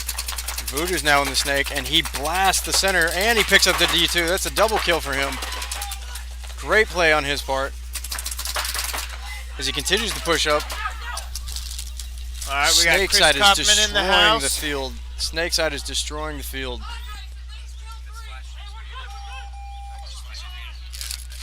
And Cypress is going to throw the towel. Voodoo will take that point. Gentlemen, we have an all-star cast. First it was Brad Pitt, now it is Tom Cruise.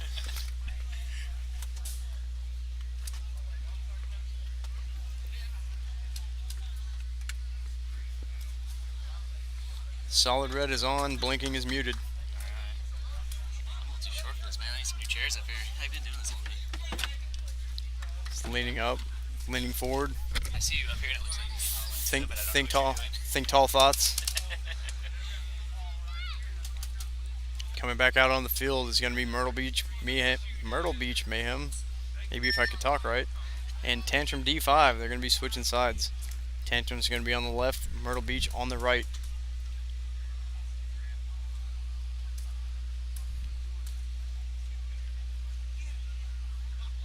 Chris, from your perspective, you've been kind of walking around the field, seeing what a lot of teams are doing. What do you think has been one of the biggest advantages that teams have been capitalizing on since they've been out here?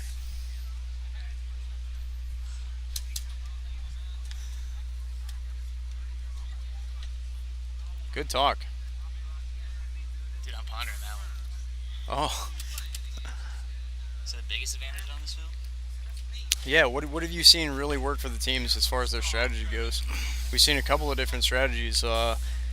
Nemesis likes to go 3 bodies at that home bunker, but Tantrum's been going up the gut quite a bit, it looks like. Nemesis was doing the 3 in the back, and it was working well for him.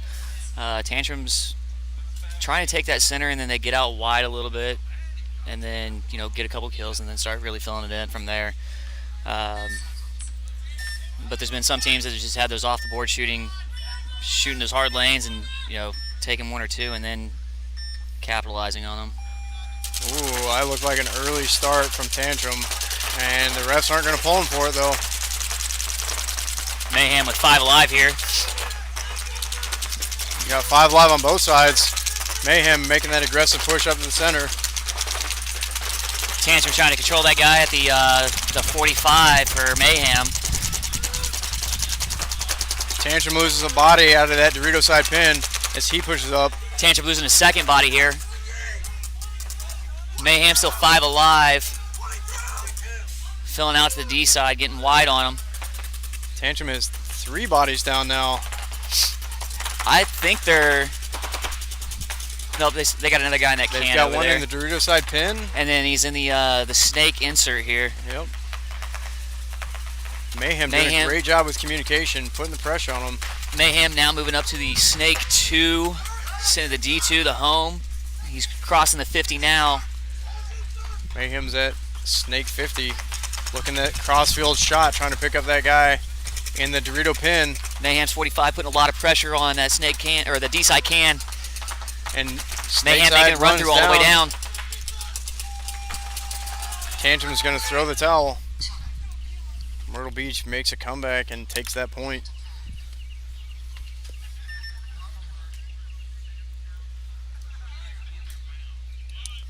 Yeah, this net, it was fine how it was, but this net keeps coming in and hitting that camera arm and bumping the camera. Well, when he had it mounted to the board, it was fine. Oh, was it too low? No, it was fine.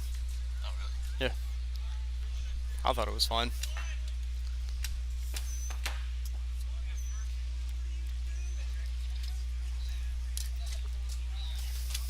I don't know how you do this. Have you been muted this whole time? Oh.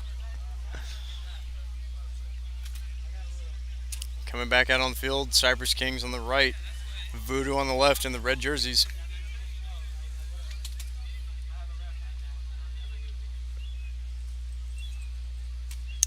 Right now, the standing is Voodoo has taken both points. It is now 2-0 in favor of Voodoo.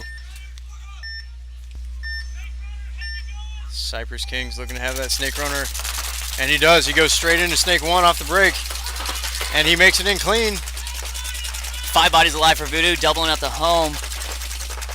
Looks like they might have just dropped a body out of the center here. Dropping 2 bodies for Voodoo out of the cannon at home. They still have 1 at home. They doubled up. Cypress taking full advantage of that, doing a hard press on the Dorito side. They're at Dorito 50 and Dorito 4. Their second player gets taken out from home in Dorito, Voodoo. Making a run through down the D side here. Sitting in their D2. Dorito is collapsing on them heavy as they lose their last 2 bodies. And they slap that elation all around. The Kings wasted no time on that one. Saw the advantage, blew straight through that D side and went right up it. That was a very quick point. Cypress Kings pushed hard and heavy on that one and capitalized on all of the gains that they made. One of the biggest things that I've seen out here all day is teams are creating those gaps and openings and then sitting back and not capitalizing on it. They're not taking advantage of those opportunities that they've been given. That's a big thing on this layout, you know. There's a lot of blocking, or bunkers that block lanes and whatnot, but, you know, they're going out there creating these gaps. They need to understand what's going on and just straight capitalize on it.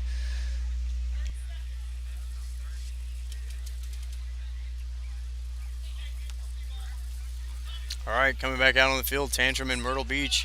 Tantrum on your right and Myrtle Beach on the left.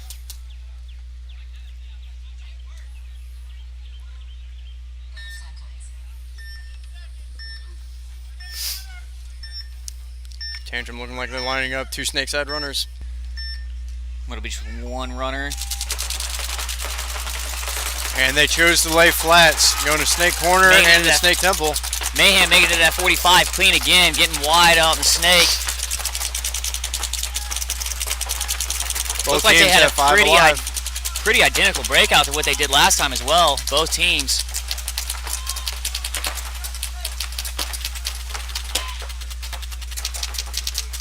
Oh, making a bold move. Aggressive play up into Dorito 3, and he makes it. He's clean. Nobody watching that lane from Mayhem. Tantrum pushing up to the center. He's now in that Dorito side wedge. Crossing up into their side of the 45, on their side. taking that G. Mayhem is in trouble now. Tantrum pushing up. Very aggressive play. Tantrum starting to shut down the snake side completely from their from Mayhem's 45 on the D side. Uh-oh. Ref is calling out one of Mayhem's. D2. It looks like he's going to take that G. Tantrum with his back to the snake side completely now. He's calling for a paint check.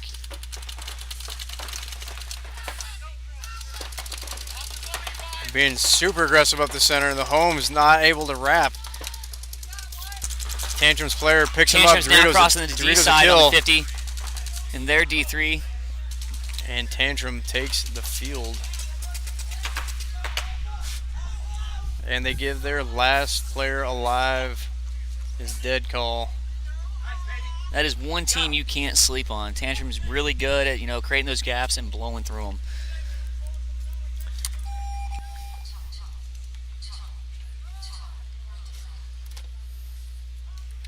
There we go. I don't know how much time is left between Voodoo and Cypress Kings. Looks like Voodoo is lining up on the wrong side.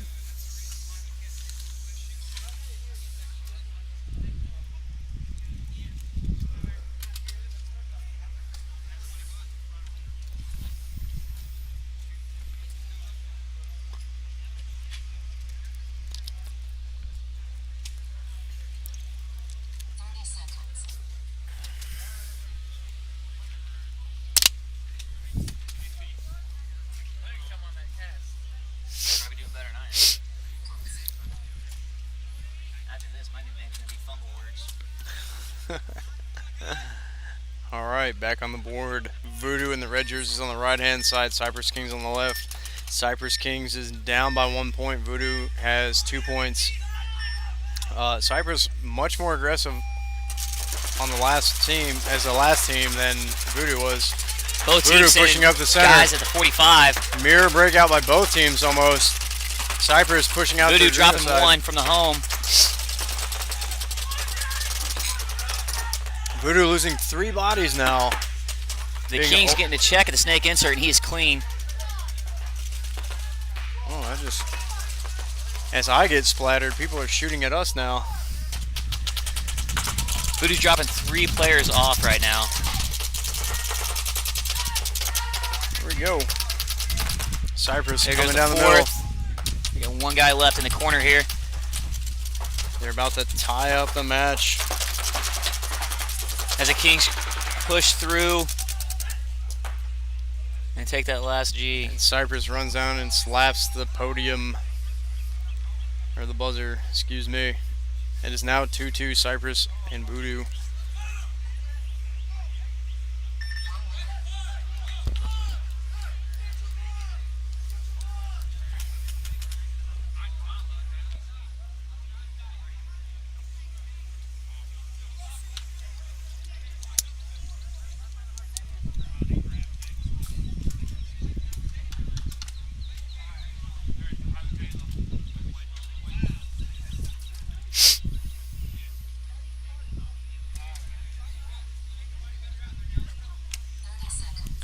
Here we go, both coaches giving their teams pep talks from the pits. Back on the field is Tantrum D5 and Myrtle Beach Mayhem. Tantrum is sitting 1 point advantage on this one. Not a whole lot of time left. Both teams kind of sat back on that last point and waited for things to happen. Right now, Tantrum has the advantage. They don't need to be as aggressive. Myrtle Beach on your right, Tantrum on your left.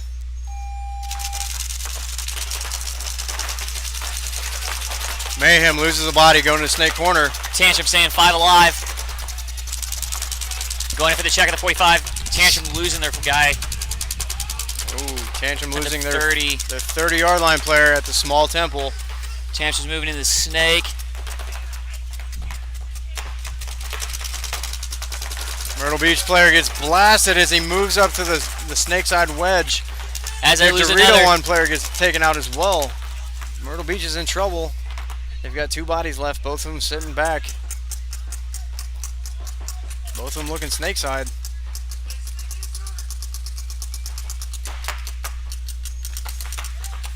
Myrtle Beach pushes out wide to the snake corner.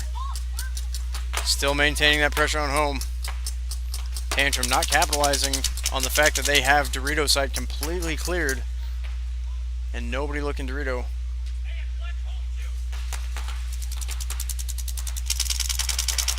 Tantrum now moving into the Doritos.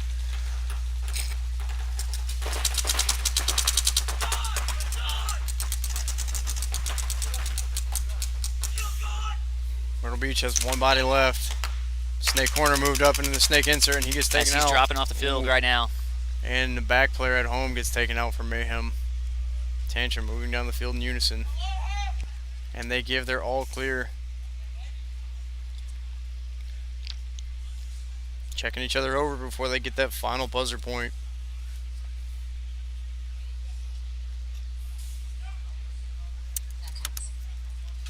Looks like they're going to wait for the time to run out and expire here. Trying to play it smart.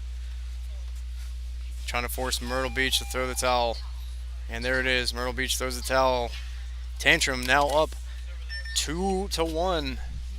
2 points. Tantrum is up 2 points. Excuse me. It is 3-1 in favor of Tantrum.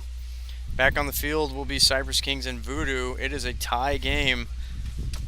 This is going to come down to time. There's probably not a lot of time left. If I had to guess, maybe a minute or less.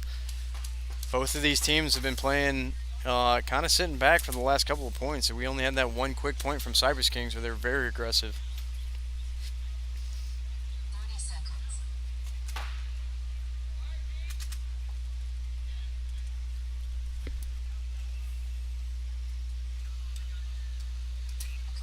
Cypress Kings on your right, Voodoo on your left in the red jerseys.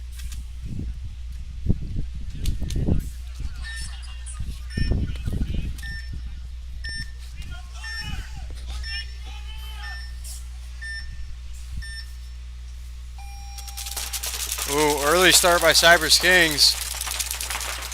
Voodoo making it to D2 off the board. Doubling up the home. One in the Snake Tower. Cypress Kings, all 5 bodies alive.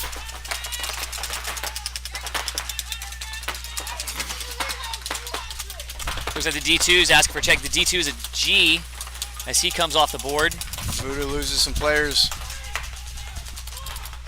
Cypress Kings making that aggressive move up to the Dorito 4.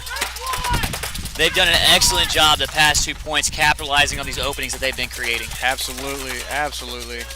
Cypress Kings moves up to the 50-yard line. The Dorito 4 player gets taken out from that crossfield shot at home. Voodoo trying to capitalize, pushes out the Dorito 2. He makes it in there, but barely. Home gets taken out for Voodoo. They have the field split still, but they are hurting. Cypress sitting at Snake 1, looking at that cross shot, trying to get the Dorito player out. Making those call outs. He's getting some pressure from Voodoo's corner player at the Snake. And Cypress loses another body. Cypress with 3 bodies alive. 1 all the way up in the 50. Snake corner and Snake 1. Voodoo's Dorito player is making some moves, picking up players.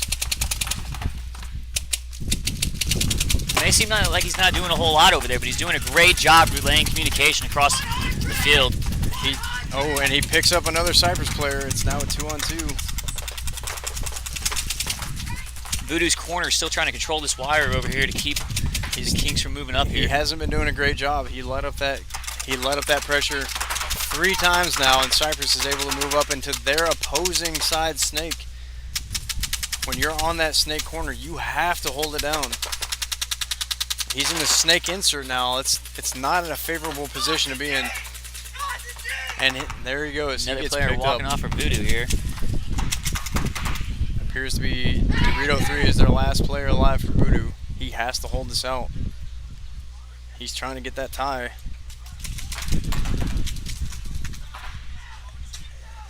As he picks up the Snake player from Cypress being overly aggressive, it's now 1-on-1.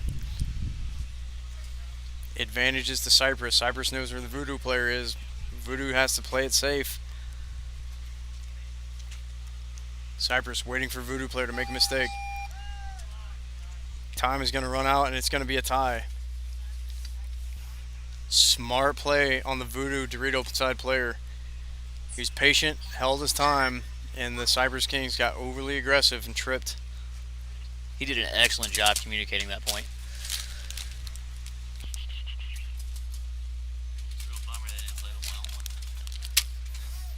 Can't go wrong with a good old-fashioned one-on-one. Absolutely.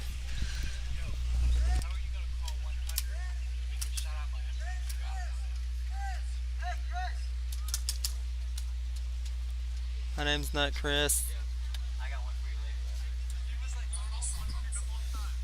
What's that?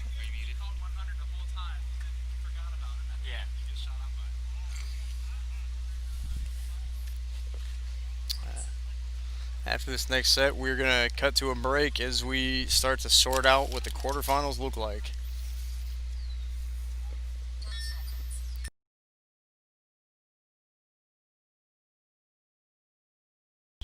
Right back on the field is Tantrum D5 and Myrtle Beach Mayhem. Tantrum on your right-hand side. Here we go, flying V down the middle. Oh, and he trips, and he pays for it. No, he makes it he's alive. I don't even know if they know he's there. Oh, and now he pays for As it. he kind of threw that away there, he should have just He had stayed a huge patient and advantage played and that he out. threw it away. I don't think Tantrum had any idea that he was actually there. They had no idea he was there. He didn't. Again, that's what we're talking about. They created a huge opening and As they did not drop another one, they capitalize just it. dropped 2 more bodies. Making sloppy I think moves there's up the middle. 1 body alive for Mayhem left. And Tantrum sitting back just capitalizes on that point.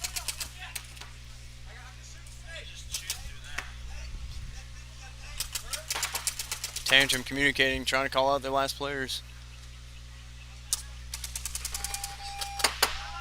And the time runs out. The match will go to Tantrum D5. Ladies and gentlemen, it has been an exciting morning so far. We're going to take a short break here while they sort out what the quarterfinals are going to look like. We will be back shortly.